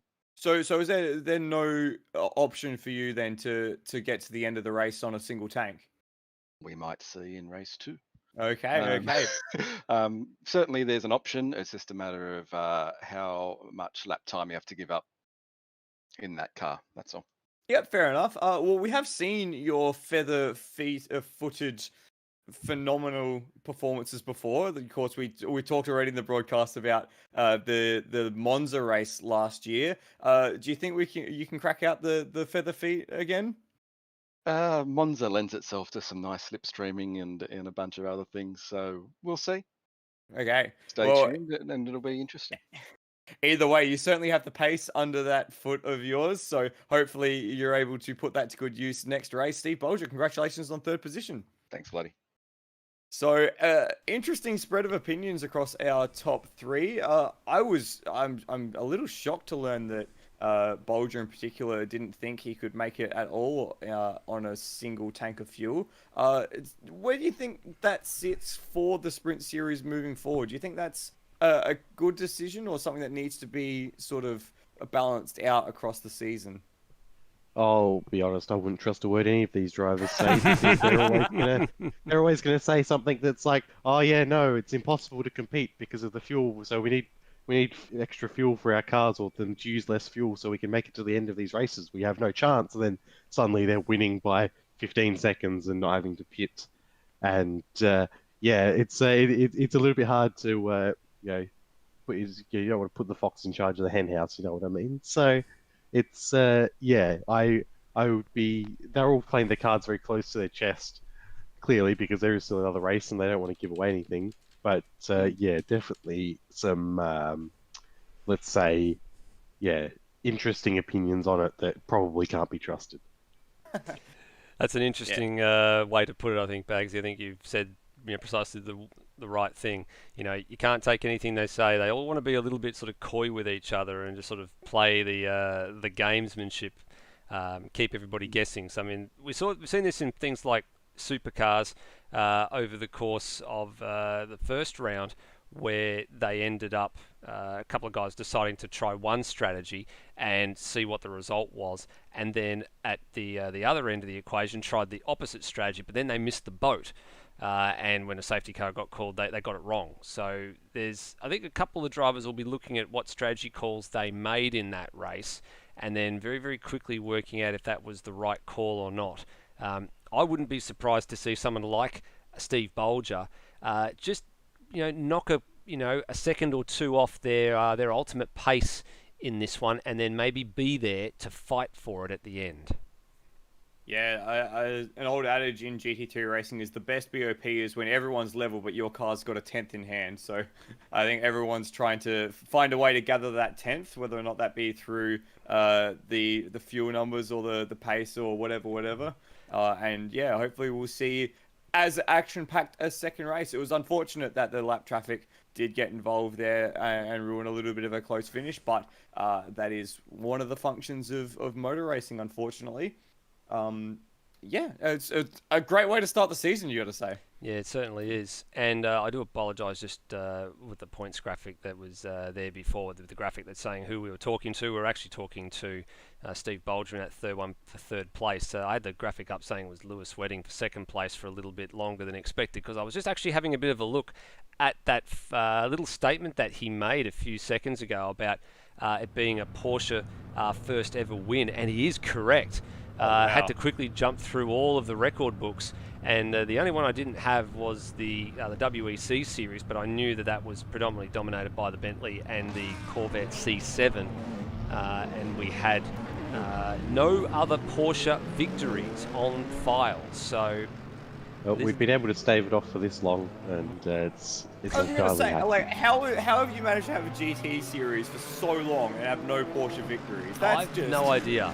I think it was part of the reason was that often it was not being picked by the front runners because they just didn't really want it, or if it was, they weren't having a very good time with it because it didn't have the best time with BOP all the time.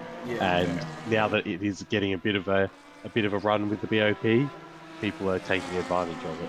I think most of that also comes down to the fact that it didn't suit a number of the circuits we were going to. The closest I think it ever came to a race victory was actually in the hands of, I believe it was Noah Turra, when he led half of I think it was a 90-minute race at Jerez. I think it must have been in 2019, if memory serves me correctly. And he was actually really in control of that race and driving very, very well, and just made a couple of mistakes just past the halfway mark and sort of scuppered any chance that he had of a win. Was that the Sprint Series? No, that was World Series. That was back in 2019. That was World Series. Yeah, that yeah, I think in that it was case, World. it would have been It was World Challenge in the Series green 2, I Porsche. think. Yeah. Yeah, one of the green machines. There was a two. Grello. Grello. Yeah, because they're based on the Manti liveries. At least if they were the ones that were being run last year in the GT World Series, they're based on the Manti Racing liveries, which are the green and yellow, the Grello liveries that they run in the VLN, which I'm not even going to pretend to pronounce, but that has been changed now to the NLS, the Nordschleife Langstrecke series, which is the race series that runs on the Nürburgring Nordschleife, which is running literally right now. So if you're looking for some more GT action to watch after this, you can hop over to the NLS YouTube page and jump on board the live stream. Should have about 2 hours left by the time we're finished for round 2. Well, Termo's Yep. the driver we're looking at and the one on the first hot lap, but it is not a very hot lap after that first corner that you have just seen. No, definitely not. And the man who had purpled 2 sectors during his best attempt at a lap and then had to throw it all away. And I guess we're expecting big things of Termo in this his qualifying session, I guess we can call it, without putting too much on him at the moment. We saw this at Supercars at Simmons Plains. At the back end of practice, he was second quickest, and I think we'd all joked that the sandbags were well and truly cast off, and then they sort of all got put back onto him again because that was as far as it went. Yeah. And he's now got a chance to show what he had potential to show in qualifying one, and having had a decent run up until the last couple of minutes when all the fuel mileage drama started to come into play. I'm just going to draw our attention just to the person who's gone through shot just there. Leonard Gersel purpled the first sector by a good almost a full second over Termo. And not quite purpled the second sector, but very, very close behind the Nissan GTR just ahead of him. At the moment, Gersel is the fastest one on track, faster than Steve Bolger, faster than Luke Rosella. So this could be a very hot lap from the Lexus man, just coming through the final sector of the track now. That is his Termo. He can just keep it together long enough for him to get across the line. Once again, though, he's run into the problem where the person ahead of him has had a poor lap and he's caught up with them and potentially been affected slightly. But go across and he we've got a track cut. Track cut, oh no. So that scuppered that lap. So it was a purple first sector for Grossel.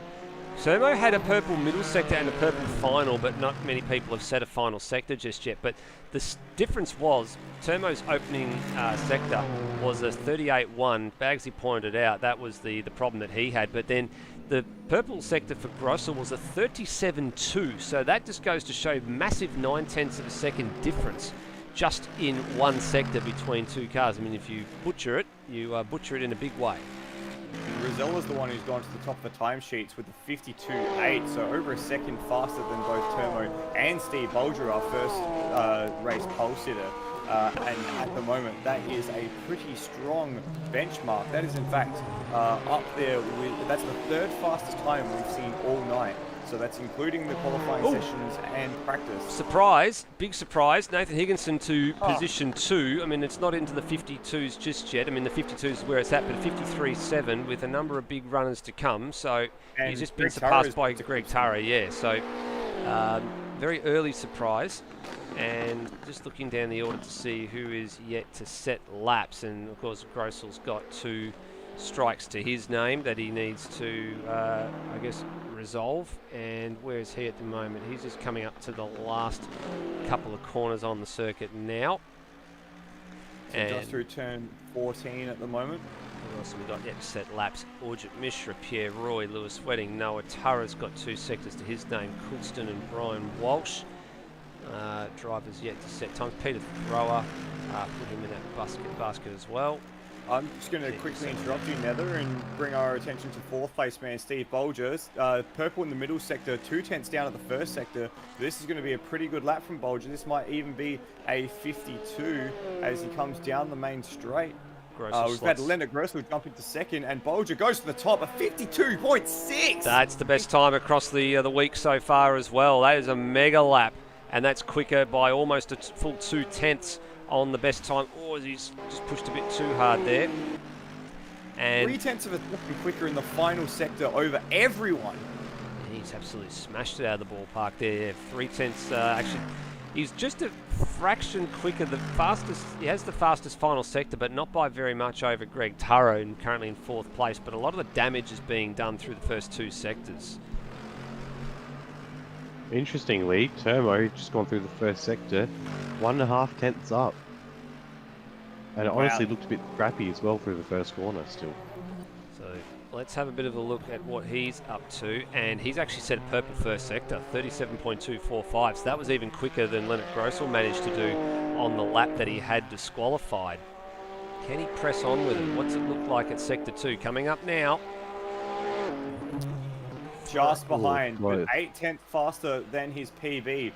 And that's going to be, might be a little bit costly. Getting the anti-cut curb on the inside at 12, but unsettled the car. How's he press on? I know it's called an anti-cut curb. And he's had another moment. Sorry, It Bagsy. doesn't seem to deter them from cutting because they just keep No. the throttle in and just keep on going. No. And it seems to be faster than avoiding it. Well, the question now is he had another moment just as we cut to the onboard at turn 13, so whether or not he's picked a new spot to have a moment remains to be seen, but he won't have enough time to go into the pits and get out for another lap, so he's just got to press on with it here because there's only just 2 minutes and change remaining. What is this Very time? It's nicely going to done be through the last a... sector. And he got Track cut. track Oh, he cut, got so track he's got to cut. go again. Got no choice. Got to go again if he wants a good lap time. I think that track cut wasn't on the anti-cut curve, because that doesn't actually No. give you a track cut at turn 11. I think that was actually on the apex of the final corner. I think he just got a bit too far over the right-hand side there with the inside wheels, and that would have been enough. He's pushed on. He's certainly pushed on this time around. Goes very nicely through the car park at turn 4. And we'll see a sector split from him very shortly as he comes through turn 5, hits that inside curb, and it's going to be in the 37s. 36.9. Wow. That is stonkingly quick. That is quickest of anybody we've seen across the whole entire week. That is flying. And he's got a lot of margin in hand now, so this is very important. If he can just hold it together through this part of the course, then he's going to be on for a good time. Clips the inside curb beautifully, just flows it through, doesn't use all the run up to the wall, leaves a little bit of margin for error, and this is looking very, very handy indeed. Stays away from the rubbers, and he's got margin in hand, gave the wall a bit of a rub, nearly 4/10 to the good, and again, gets that curb, but he keeps it inside the line, so did really well there. This is the corner he had the trouble with on the last lap. It struggled to pull up to 13. Big front engine car, and that's much, much better. It Oh, rides the much, inside much. very, very nicely. 3 corners from home. And we've got 30 seconds left in the session, so he'll have another chance after this. A lot of people will be on their final laps Oh, now. big Get drift! Back out. But Put the power down. Get it going. Get it going. He keeps it together. Final corner now.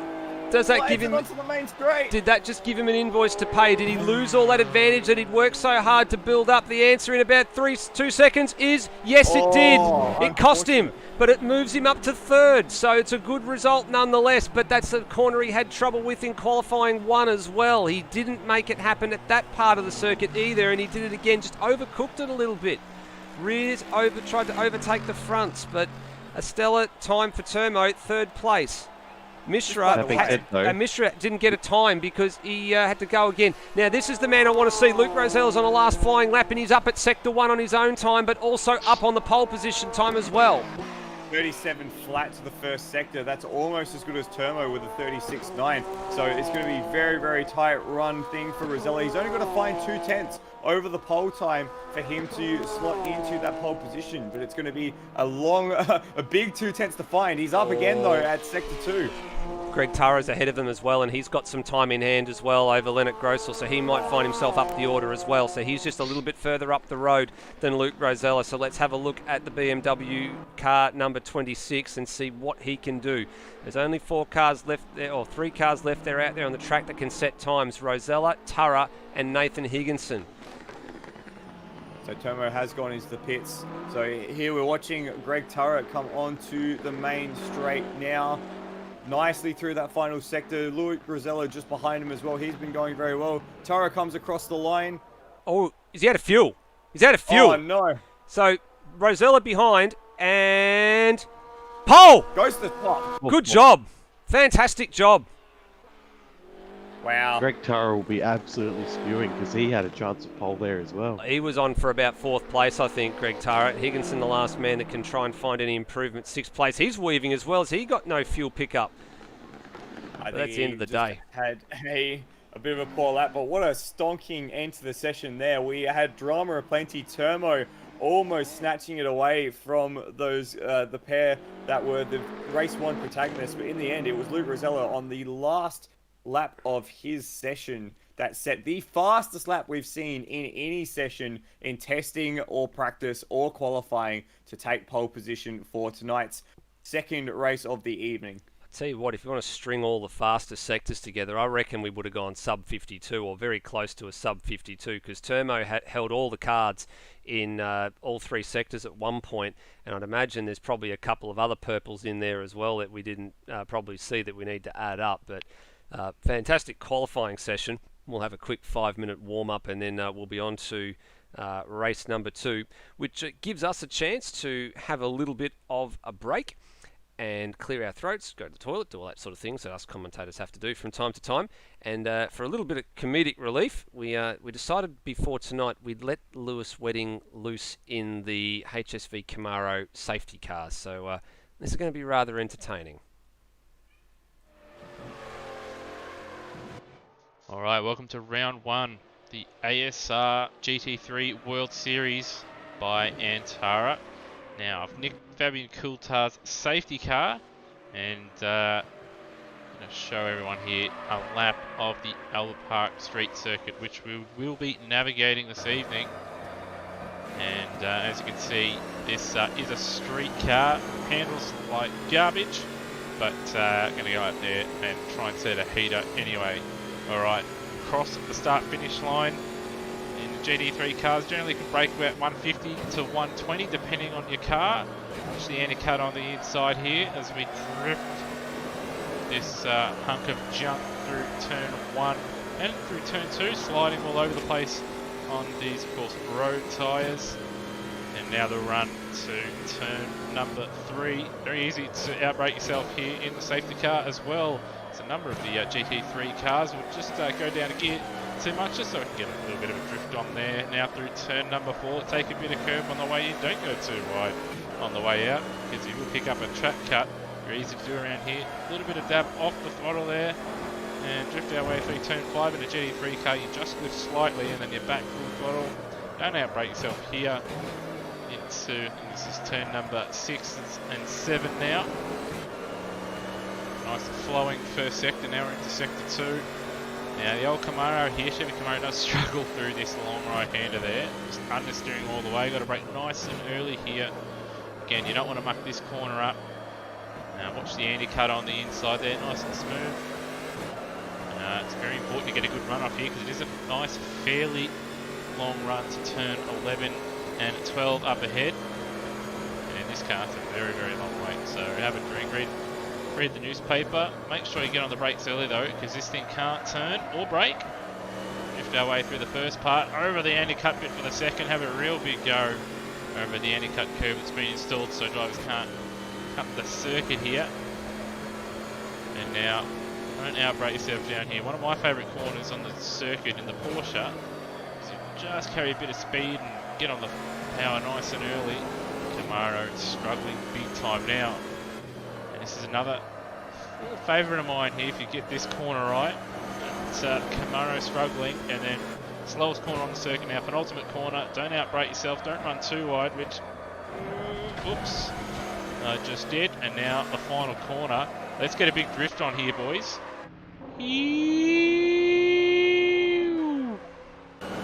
Have a big crack, and in a GT car, that's fairly simple. All you got to do, a little bit of a slight lift on the way up or short shift, and then once you got the nose in, it is flat. But anyway, that is a lap of Albert Park, and hopefully there's a few good ones this evening.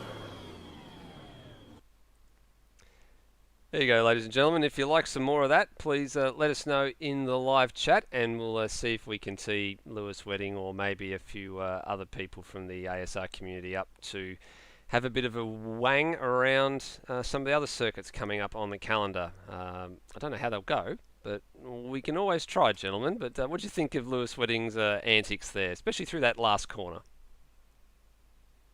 Peak ASR. No, it's good to see people have some fun. Like, that's what we're here for at the end of the day. You know, it is all serious and all, you know, BOP and blah blah blah and penalties and whatever. But at the end of the day, this is meant to be fun, and it's good to see Lewis having a bit of fun after what must have been a very difficult off season. Firstly, with the changeover to ASR and putting the mod together and all those other niggly little things that must have been a stressful time period for him. So yeah, good to see Lewis having some fun. No, I agree. He's done a lot of work behind the scenes getting the mods up and running. A lot of track development as well, especially with all the trackside signage, which he's done a fantastic job getting the Antara resort style living stuff into a number of the tracks. not just for tonight, but also stuff that he's working on over the next couple of weeks to get things ready for some of the upcoming rounds as well. And I guess he doesn't get enough credit for a lot of the stuff that he does, which is sad to see sometimes, but he's one of the backbones of the ASR community, so it deserves all the credit that comes his way. Looks like we are just about ready to go to racing for race 2. There's a couple of cars just yet to make their way out onto the grid. And, about to say yet again, we've got a little bit of a drama here, I think. So looks like we've all gone back to the pit garages for a few seconds just to sort out one or two issues. Maybe there might have been one or two guys out of position there, I think. So we'll just let Brendan Ross and Scott Nolan sort that one out, and then we'll be good to go again. Just having a bit of a look back through some of the times that came in that last session as well, gents. So originally, before any wheels were turned properly for the session in anger tonight, Greg Turra held the cards for the fastest qualifying lap in practice to 52.81, and then very quickly surpassed by Bolger's 52.6, and then Luke Rosella's 52.4, which is effectively almost a 52.5 when you think about it, just looking at it, the last couple of digits on the end, but right at the death as well. And then Termo's 52.9, probably we weren't expecting that. We probably could have been a lot better. Yeah, he had it all under his wheels, didn't he? It was all going his way, and then that penultimate corner, he struggled with it in the first qualifying session. He struggled with it again, and let me tell you, riding on board with Termo at that point, the wheel work was terrifying. He could have knocked an eye out with the amount that front wheel was spinning around, the steering wheel rather. So, yeah, unfortunate for Termo, but still third place off the grid is a very, very impressive place to start. And that puts him in good stead if he can keep up with the likes of Brendan Ross. Oh, sorry, not Brendan Ross. Luke Rosella, Steve Bolger, Greg Turra, to really just keep, get in that mix and maybe learn a little bit from those guys around him. And, yeah, if he's there at the end, you might not, who knows what could happen. Bagsy? I think we've lost Baxi. Nope, he's here somewhere, I think. Sorry, it's a quick mic issue there. That's all right. Going back just back on what Floody just mentioned about some of the lap times. What's your read on what's happened over the couple of qualifying sessions we've had so far? Yeah, it was definitely, you can see the drivers getting more confidence as they came into that second qualifying session. They really did go for it in the end there, and we see Termo further up the grid because he was able to put in a lap time that wasn't quite as affected by his last corner incident. He started in 7th last time, and now he gets to start in 3rd. So it's definitely going to be a bit better for him. It has mixed it up a little bit at the front. Bolger's, we saw he has the pace, but he doesn't seem to have the actual the fuel economy, and also Rosella seemed inspired by his race win and sticks it on pole. And he does. Flood, your turn to have a look through this grid. No problem as well. Starting off from pole position will be Luke Rosella, our race 1 winner in the Porsche Centre Adelaide machine, taking that car to the head of the field for the second race this evening. He's got our first race pole sitter, Steve Bolger, in the Gravel Rash Racing number 87 Ferrari for company on the front row. Third place is Termo. We've talked at length already about his fantastic lap, what could have been in the number 51 Termo Motorsport GTR. He will start out of third place, and he has for company Leonard Gersel in the Pretzel Speed number 666 rather, Lexus coming from 4th place. Then we have a pair of BMWs. Greg Turra, 6th place, ran out of fuel on his qualifying lap, so he will start in 5th. And he has the 3rd row with another BMW, Nathan Higginson. Great qualifying result for him, starting from 6th place.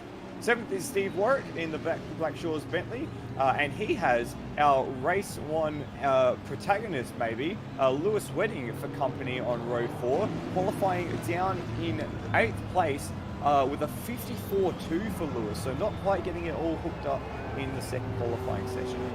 Matt Settle's out of ninth for Team ASR in the Audi, and he has Noah Taro for company on row 5, the second of the Taro machines. Pierre Roy is in 11th place, and Cracker starts next to him in 12th. Mike Coulston, the Saudi Camel, in the Wildcat McLaren, starts out of 13th. And he has one of the guest cars tonight, Peter Thrower, in the Craft Bamboo Racing Porsche 911 in 14th. Next to the other Porsche 911 Craft Bamboo Racing guest car is Dane Liccardo, out of 15th. Brian Walsh starts in 16th, in the Wildcat Playboy Racing at Nissan. He has Ujit Mishra for company on the tail end of the grid. Mishra unable to set a lap in qualifying after DNFing from the first race with a dropout. And that is your 18-car grid. We have lost one since our first race. Tom Cole, who was driving the Acura that was involved in that little bit of controversy, deciding to take a step out for the second race this evening. So 18 cars for race 2, and it should be, 17 cars for race 2, and hopefully we get to see as much drama in the second race as we did in the first. Thank you, Flood, and I agree. Let's see what drama unfolds this time around. Scott Nolan takes the HSV Camaro safety car into pit lane and leaves the field under the control of Luke Rosella in car 55. Alongside him, car 87. Now, it'll be interesting to see how the likes of Lewis Wedding get their way through the pack, and Rosella goes early, so he goes very, very early when he gets the green flag signal from Brennan Ross to go, and he clears out and leads by a couple of car lengths from Bolger. Darting across the side of the lane is Nathan Higginson. Is he going to be able to pull this thing up? Just big move, gets one spot, so that's good news for him. Advances one position, picks up ahead of Greg Turra, so now becomes the lead BMW in the race, and already thinking about a move at Leonard Grossell on the inside at 3, and there's already side-to-side contact. He's getting his arms out and his elbows out very, very early. Warwick White in the background as well. Oh, and he's gone over the curve there. They're going to go side by side through turn 5 here. Higginson's really getting the elbows out and doesn't actually push Grossell onto the grass, but Grossell gets out there anyway. He's going to lose another position to Turra as they head into turn 7. So Higginson really getting the elbows out, really working hard the first part of the race. There was an over and under attempt there from Leonard Grossell on Greg Turra, but the door was very, very firmly shut, and Greg Turra goes defensive now. Does that open the door for Wedding? Yes, it does. So Leonard Grossell's going backwards. Wedding has to ride the yellow sausage curve on the inside of turn 9, and wasn't far enough alongside to really make the move stick, and now Matt Cecil's going to try and buy into this as well. So this is a really good opening stoush right down through the midfield, with Luke Rosella trying his best to clear off in front, and very sideways Greg Turra off at 12.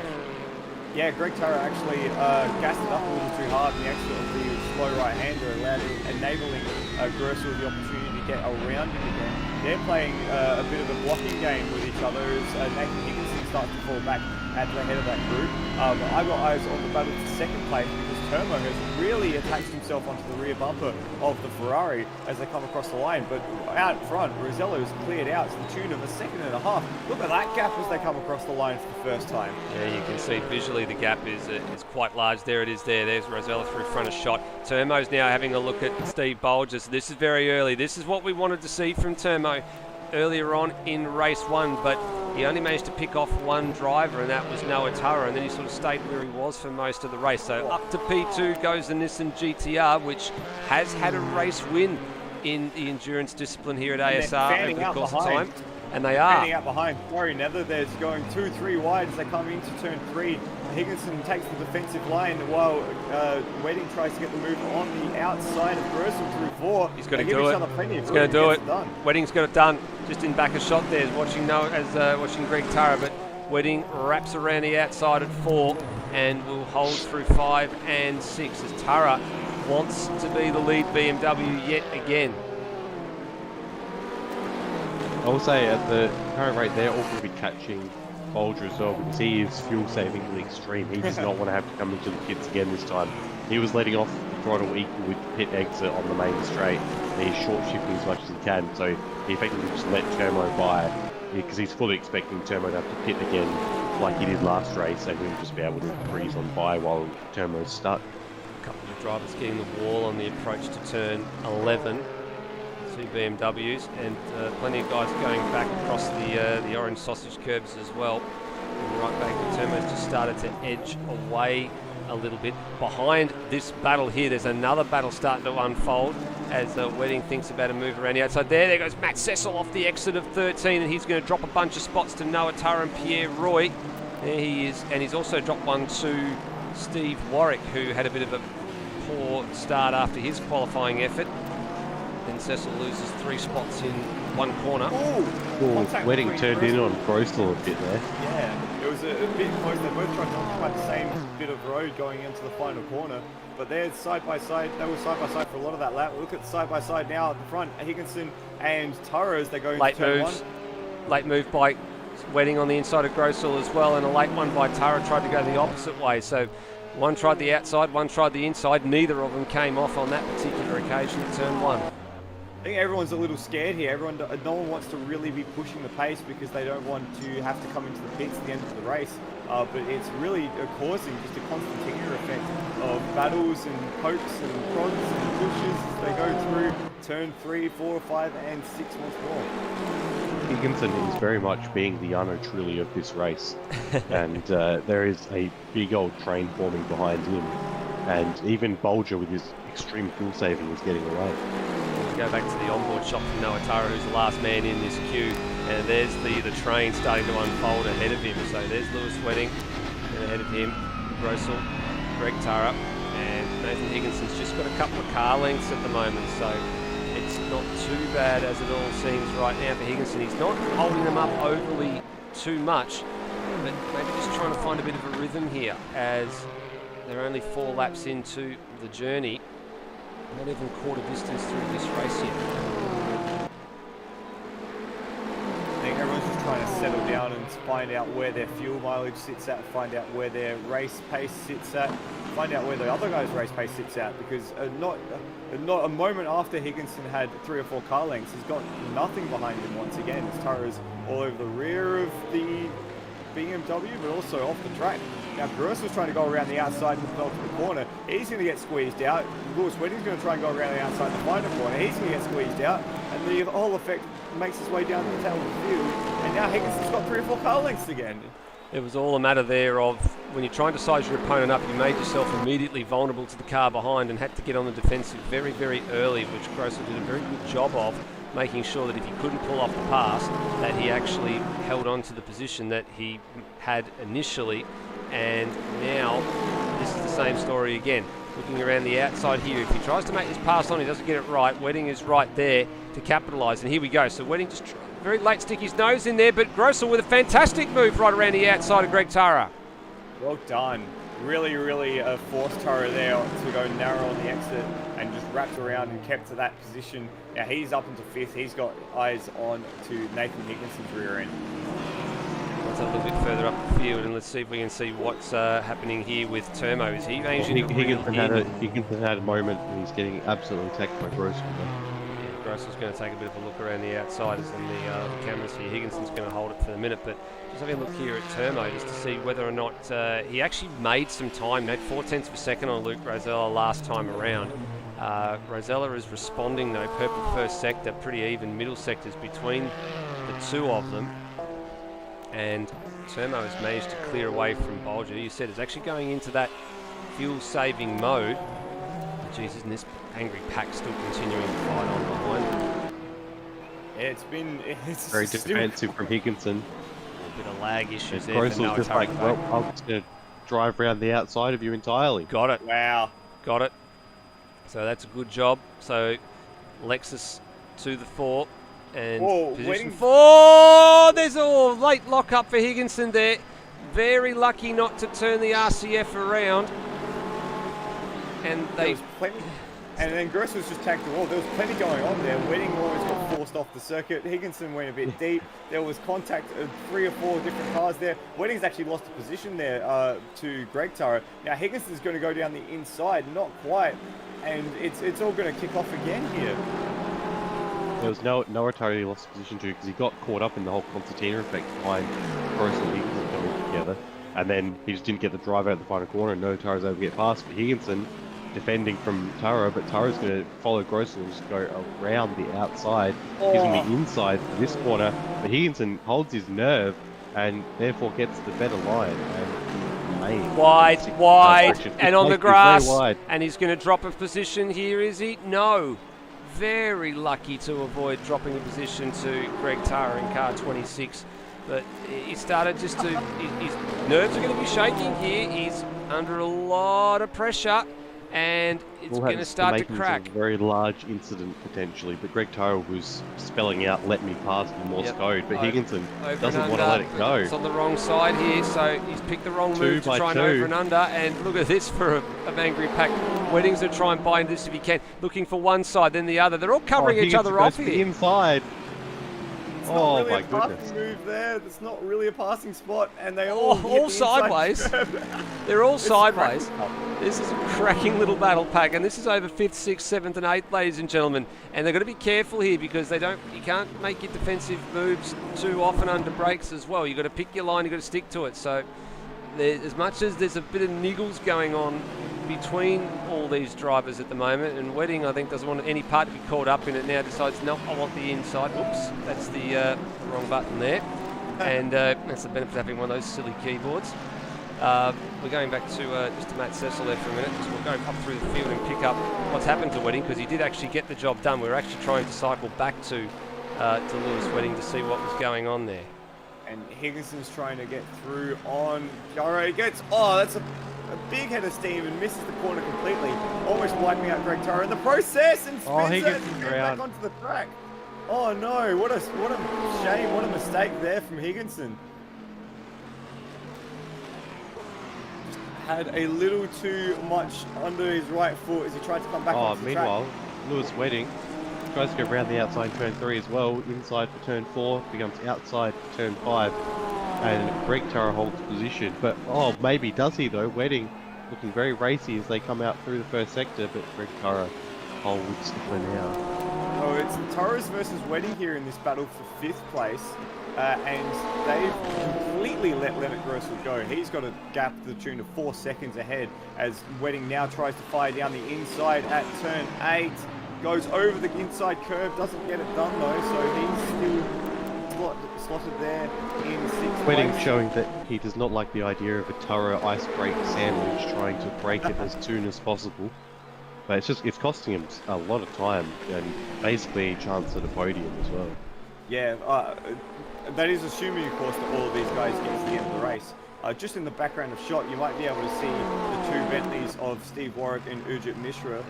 They're engaged in a little bit of a battle as well. And Higginson, just for interest's sake, has come back onto the track in 13th place.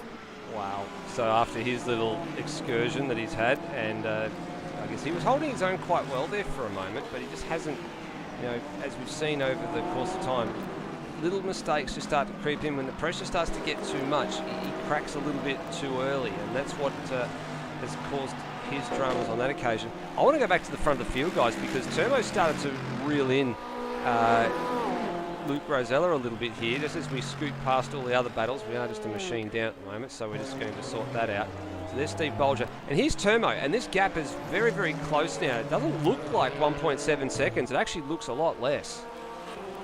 And for a bit of extra info on that battle, by the way, guys, last lap around, Luke Rosella a 55.2, Turmo a 54.4, Steve Bolger a 54 flat, Leonard Grossel a 53.7. So all of these top 4 guys are gaining on the man ahead. So it could come to a head very, very shortly, especially this battle at the front. Yeah, this is getting really close now. 0.4 of a second alone in sector 1 for Turmo, and a little margin back to the race leader. So 5.5 from Rosella back to Steve Bolger. So there's a lot of those battles that those guys have been fighting behind Grossel, Tara, Wedding, Noah Tara. They've all started to they've started hurting. They're bleeding at the moment because they're well out of contention. But there's the big question over the F word, and it's not the F that's on the side of that car, it's the fuel being the word of the day. that gap now just over 1 second. So Termo was properly reeling in Luke Rosella. A bit further back, Leonard Gressel, fastest middle sector of the race, a 30.2, and so he gained half a second on pretty much everyone ahead of him. Termo, he only gained 0.3 seconds on, but still, in that middle sector alone, he's really got the hammer down. Catching up, and you can see there the times are starting to come down a little bit, so we get a read on the times to get across the line. 54.8 Rosella, 54.2 for Termo, 54 flat, so 54.9 for Bolger, and 53.5 for Grossel, and the fastest lap of the race to boot. And this group of 4 cars occupying the top 4 is just going to slowly start to come together over the course of the next couple of laps, I think. And then this battle is just continuing to get closer and closer and closer. I don't know if Luke Rosella knows how to race Termo here when Termo gets to the back of him. What does he do?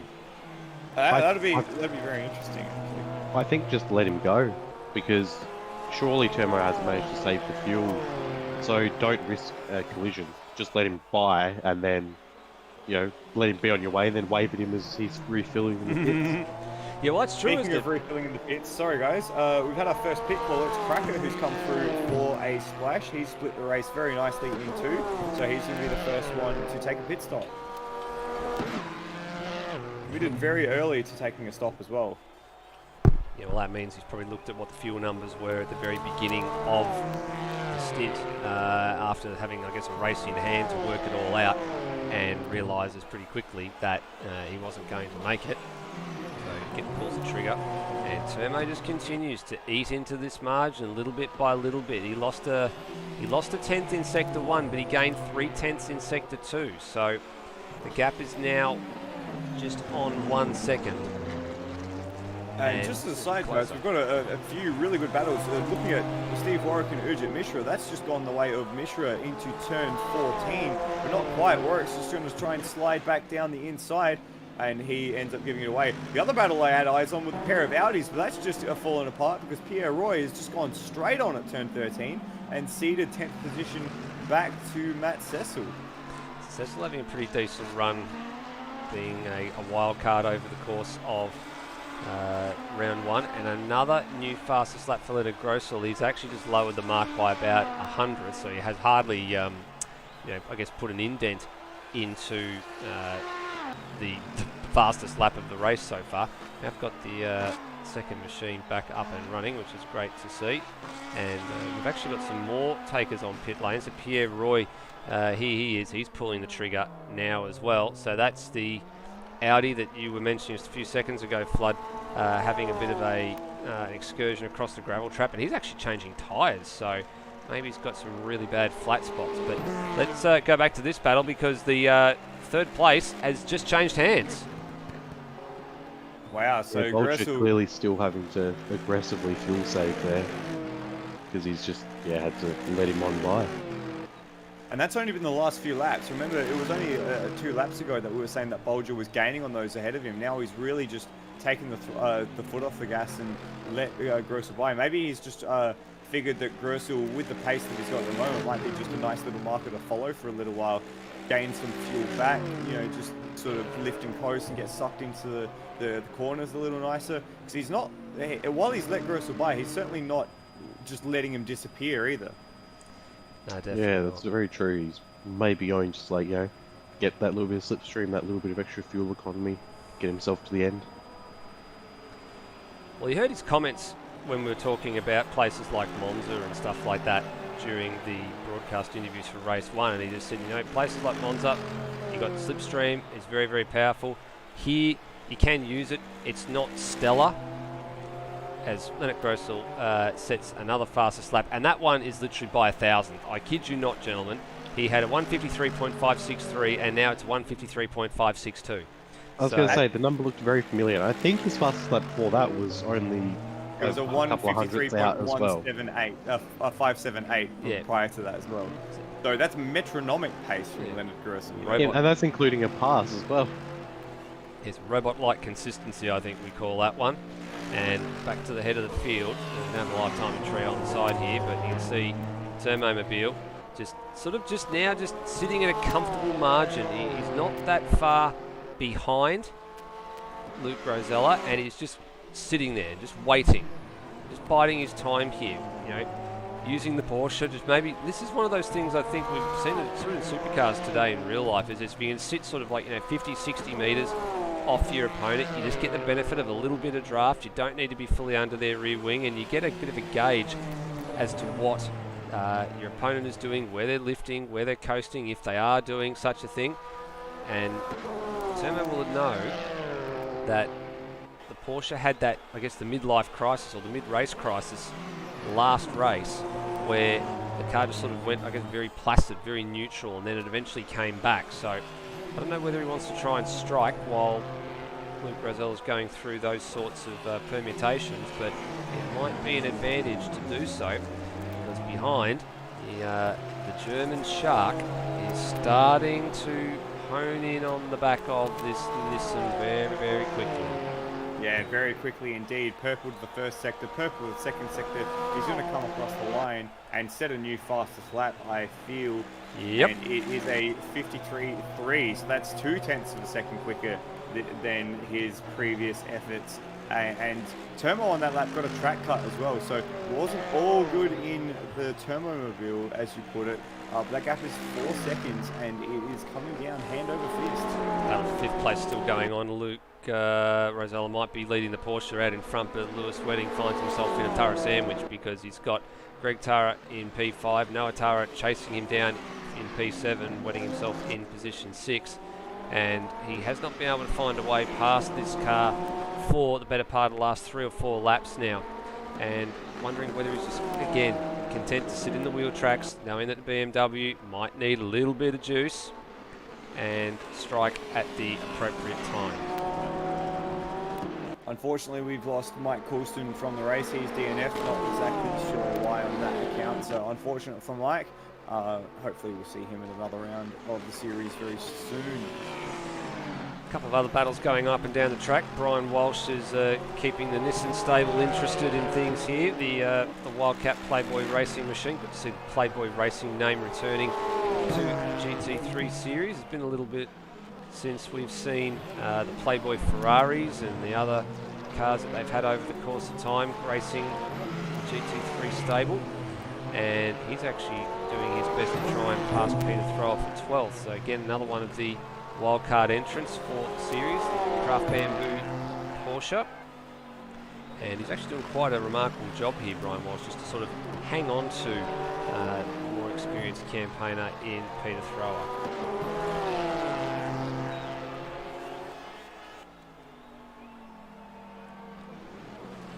Moving along, another fastest lap for Leonard Grossel, and he just continues to set the mark here.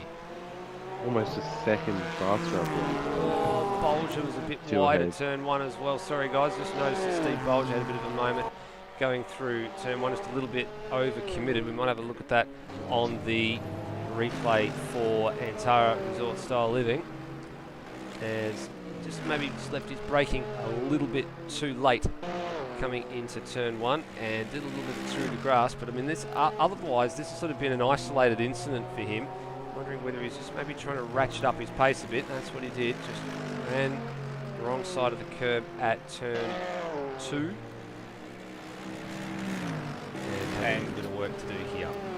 Both Bolger and Gersel have track cuts on this lap, so it might be from a similar sort of incident. In fact, Termo's just had a little bit of a mistake coming through turn 8 now. Guys are just beginning to get a little titchy, a little nervous, I think, towards the end of the race, trying to find pace where they might not be able to get it. Last lap around, though, Leonard Gersel and Steve Bolger in the 53s. We saw Gersel's time, Bolger's time was a 53.6. Two guys out in front, 54.5 and 54.7.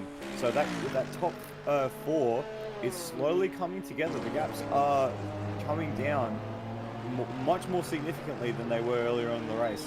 I'm noticing a few cogs flashing up as well, which usually means that the pit sequences are supposed to be activated. So a number of drivers, I think, are cancelling the pit buttons after they get told that hey, you're going to run out of fuel, and they're just going, no, don't want to run out of fuel, just leave me alone, I know what I'm doing the whole Kimi Räikkönen thing.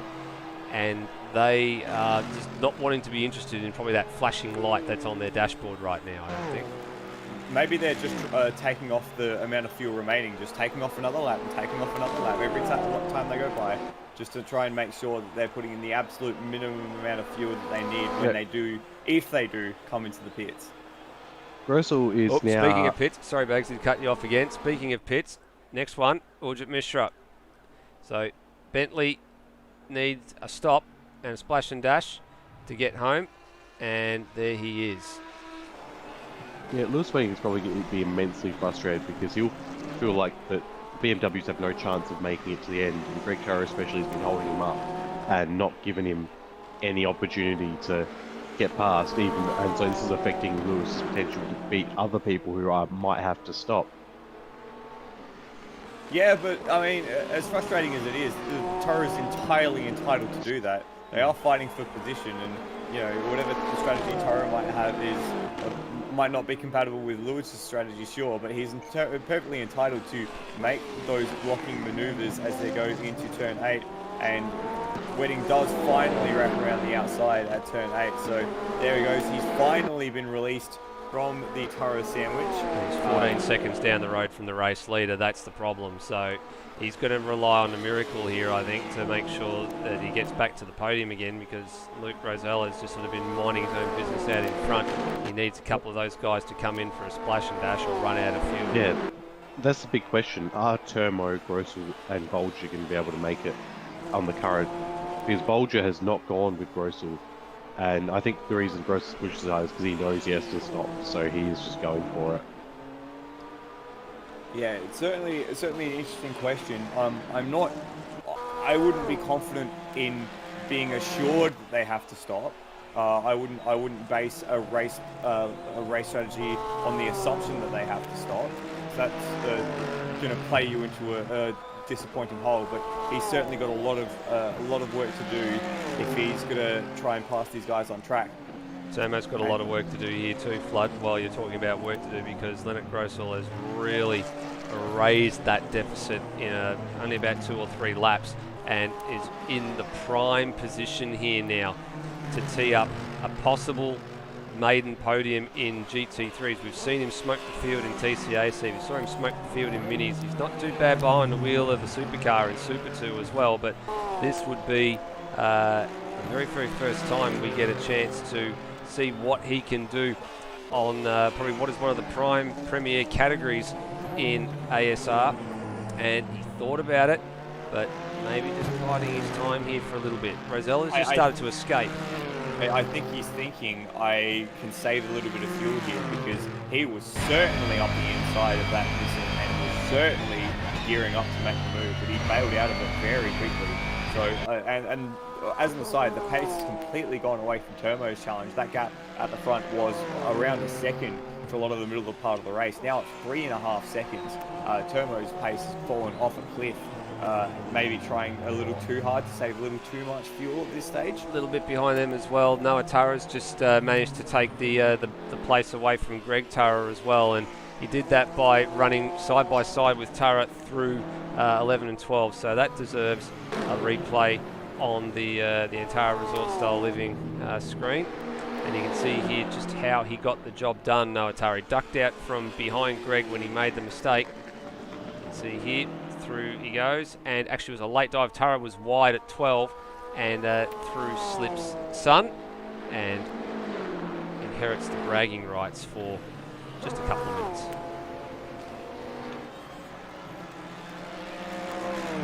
Oh, we got a yellow flag. It's a back marker. Yeah, it's a back marker car that's off the road, I think. So we've got Turmo's just a bit worried there that he sort of fell for it. It's Brian Walsh in the other Nissan, and sort of Turmo was a bit caught out by it, I think, but Walsh is just going to try and rejoin just in front of Steve Bolger and lets Bolger through comfortably. So no worries about any lap traffic situation like what happened in race 1. But now Leonard Grossel continues to apply the blowtorch to the back of car 51. There will be 2 more laps to go, so we get the 18 laps in that we got in race 1 yet again. Albeit the order this time is little bit different to what it was, but this is the part of the race last time around where we started to see all the problems start to come up. Now, I think Gressel needs to get around Turmo here. Even if he's trying to save fuel, he needs to get around Turmo if he's got any ambitions of winning, because both of them were 2 seconds slower in Sector 1. And that's, might be due in part to playing a bit of foxing, trying to get each other to take the lead in this group, or to, blocking each other or trying to pass each other or whatever. I think that's an unacceptable amount to be giving away in a single sector if either of these guys have ambitions of winning the race. And Leonard Gressel bites the bullet. So here we go. Same second verse, same as the first. Gressel needs a splash and dash. Noah Tara's in as well. Yep, he certainly Greg is. Tara follows him in. And there's lap traffic in the way there. So Turmo will hang on to second for a bit now. He's got a buffer as well. So if Turmo wants to, he can afford to really roll out. Then you're right, Bagsy, because you can see here we got... Oh, there's a... Oof. That was a very, very close run thing there. The Taras are going to have this problem again. You would have thought that they'd think about it for the second race, wouldn't you? No, I didn't think that they would have thought about one iota. Like they've worked it out. And they get that done. Now, Higginson's been given a drive-through penalty, but I didn't see him come into the lane, so I reckon, so that means he's racked up more than his 6 allocated, so that's a bit naughty. And he's going to have, someone will have a bit of a talking to the PlayStation BMW when he comes in after this race is over. But now, the clock is going 0, and our race leader has got a third of a lap plus 1 more to go. And if the fuel mileage numbers from race 1 were anything to go by, you would say he's a shoo-in to win this race. What's going to be really interesting is Wedding going to get a podium, because he is absolutely homing in on the back of Steve Bolger to a ridiculous degree, to the fact that he might be past him before the end of the lap. Keeping an eye on that one for sure, Bags. You've called that one absolutely spot on, and those lap times have been absolutely tumbling over the last 2 or 3 laps, to the point now where it's mission critical for Steve Bolger. Here he is, and going to have to hold off a very rampant charging Lewis Wedding for a couple more laps. White flag in the air. Luke Rosella has 1 more lap to go, as does the rest of the field. But while first is pretty safe, and I reckon second is too, as long as Turmo can keep going. This is the one we're interested in. Because Wedding is absolutely, he's in that Porsche. They got have no fuel issues. He's got the job he done. Can absolutely go for it. So Turmo is short shifting and letting off so far ahead that Wedding's going to catch him by the other side of the circuit. What's the gap he's got at the moment? 5 seconds. It's 5 seconds that he has to gain back. So to give people an idea at home, the difference in time, last lap around 56.7 for Turmo, 54.2 for Wedding. So that's not 5 seconds in difference. So Turmo, all he has to do here is just keep going fast enough to keep Wedding behind him. So we'll get an idea on the gap. It's 4.4 now. So it's still more than a second to sector. Oh! Little moment for Wedding, just coming through turn 6 and 7. He is wringing the neck of the Porsche. There he is in the background. So he's having a real dip here. And it's, the strange part I've just noticed here is this man just set a purple first sector and a PB in sector 2. So he's actually going for the fastest lap. Now, there's no points awarded for fastest lap of the race, but it's just one of those things you want to have in your back pocket. Turmo's so slow through turn 11 and 12. He's still got margin though, which is the important bit that we're keeping an eye on the back of shot. We won't miss the race win. Down to 2 seconds. He's using 6th gear every single opportunity he can here. 4,000 revs at the bottom of the rev range in 6th, but he might just hold on here. So Rosella's be very tight. Rosella's going to get the race win, so there's no question about that. Job done for Luke Rosella, 2 from 2. And top of the point standings after race 1. But this is after round 1. But this is the interesting element in the equation here. Can Surmo just sink the boot in here? He's going to get second place. He's going to do it. So he's managed this one to a T, and he gets a well-deserved second for GTR, and his I don't know what the sponsor is on that car. It's just Temo Engineering, I think, is what it is. There's no Temo sponsor. Temo Motorsport. And, it's Ned. It's got Ned Bolger is out whiskey of on it. fuel rolling across the line. He's just made 4th. Oh, Grossel came by at highest rate of There speed. he goes. But And job done. and then it's going to be the Turas for 6th and 7th. Oh, some evasive action for Walshy there. Walshy, come on. Oh, yeah. I think he didn't realise that Steve was out of fuel. You can see here come the Turas. There's the BMW of Noah Turra ahead of Father Greg. So it's 1-1 in that battle across the GT3 season. And then we go down to Matt Cecil in 8th. Ujit Mishra in 9th. He was the first of the cars that really triggered the late flurry of stops. And Steve Warwick's going to get the final spot on the podium. So good job for the Blackshaws Bentley number 63 with a 10th place finish. And a pretty respectable lap there too at a 154.4. Battle right to the line for 10th and 11th and 12th though. Cracker versus Oh, Nathan Cracker's out of Higginson. fuel, is he? Did he not miscalculate it? Oh! How close do you want it? 36 thousandths of a second at the line between the pair of them coming across the line. The way of Cracker. Pierre Roy will take 13th place after a earlier pit stop for Pierre. Then it's the pair of wildcard Porsches. Peter Thrower leading home Dane Liccardo for 14th and 15th. Brian Walsh was a lap down to finish 16th. Mike Coulston didn't make the finish, unfortunately. And that is your race 2. And Luke Rosella still has enough fuel in the car to do some burnouts as well. Where is he? Let's see if we can go find him. I was about to say burnouts. I was about to say he's going to find the fence if he's not careful there. Oh, you already have found the fence. No, already did. Yep. So I think he's just. Well, the car doesn't rotate the way that you want it. I think we're doing burnouts. Some of the GT3 cars obviously notoriously difficult to do those sorts of manoeuvres, and I think he's sort of just proven it there, hasn't he? Well, Yeah, well, it's an acquired skill. Burnouts an acquired skill. Well, what an interesting finish that one was. We didn't see as many stops late in the race, so people had obviously learnt their strategy calls from race 1 were not correct and needed to do something a little bit different. And well, we got 2 people on the podium that are the same as was in race 1, but we have got a different character that's going to join us, and this will be the interesting one because he doesn't like talking very much, so we're going to have to drag him up here for this. So You have to properly eke it out. yeah, no, you are right. We're going to have to properly eke it out. So we've got them here now. They're just slowly starting to run their way, and I think Lewis was just in the middle of saying something, so I apologise if he's had to cut his whatever he was saying short. But we want to get them in here and get a few words in. Now, the next question, gentlemen, is where do we start? Do we start bottom up? Do we start top down again? Or what do we do?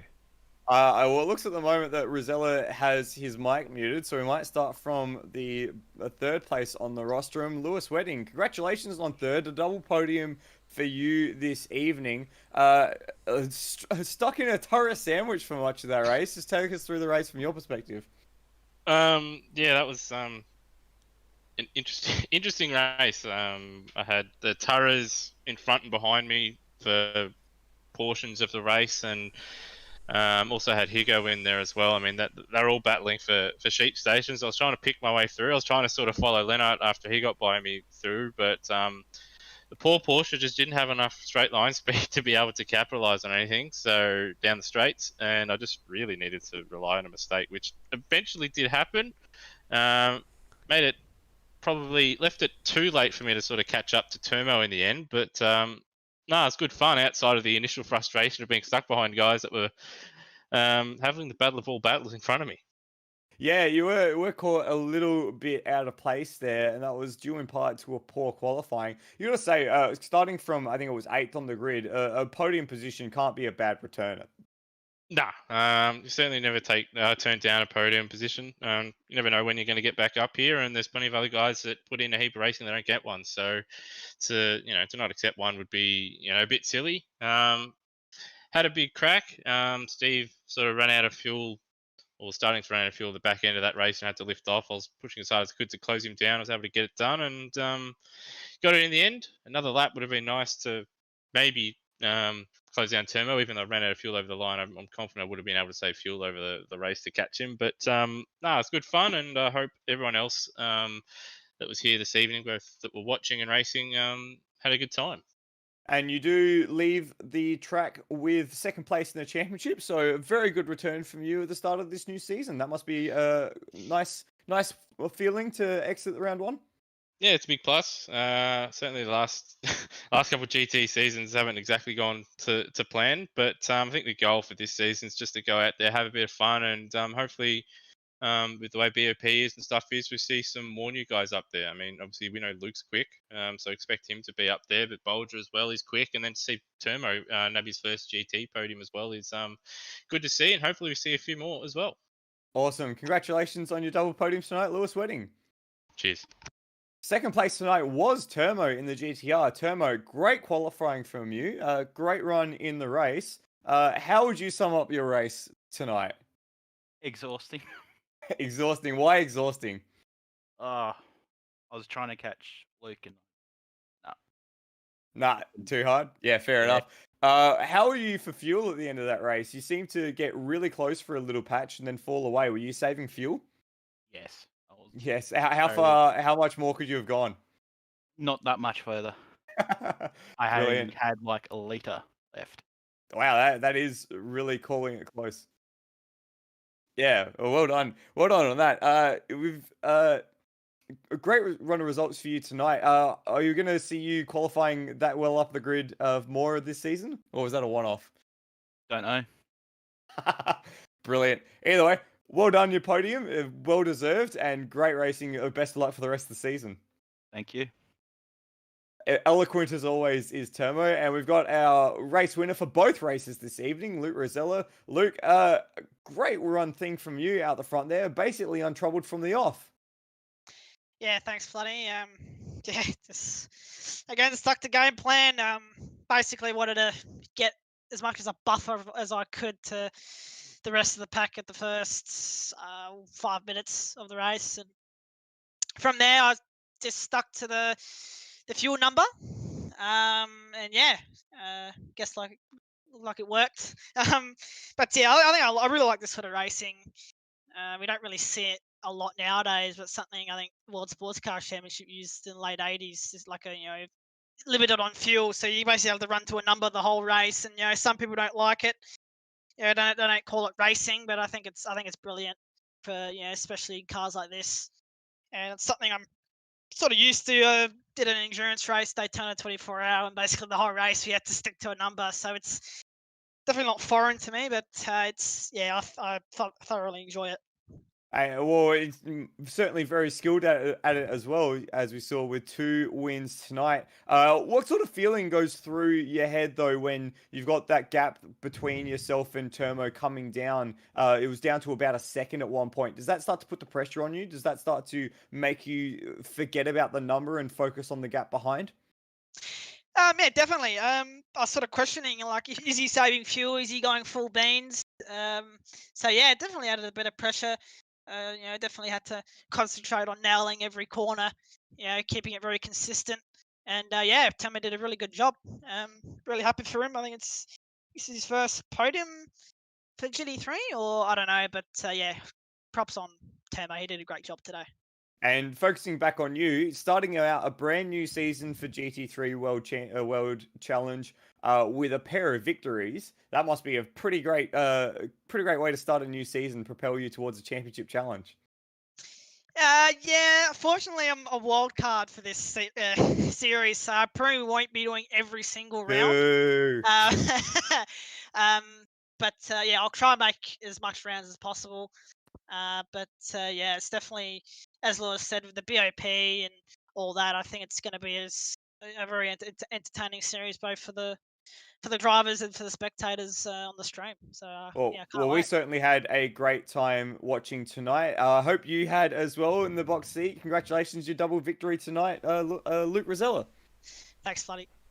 So there's our top 3 for the second race of the evening, and it was a very interesting second race. I wonder, Banksy, you made mention of it as it was happening. I wonder, had Lewis got around the Torres in any sort of prompt fashion, I wonder if we could have seen him at the top step of the rostrum. But in the end, it was Luke Rosella taking 2 from 2 this evening.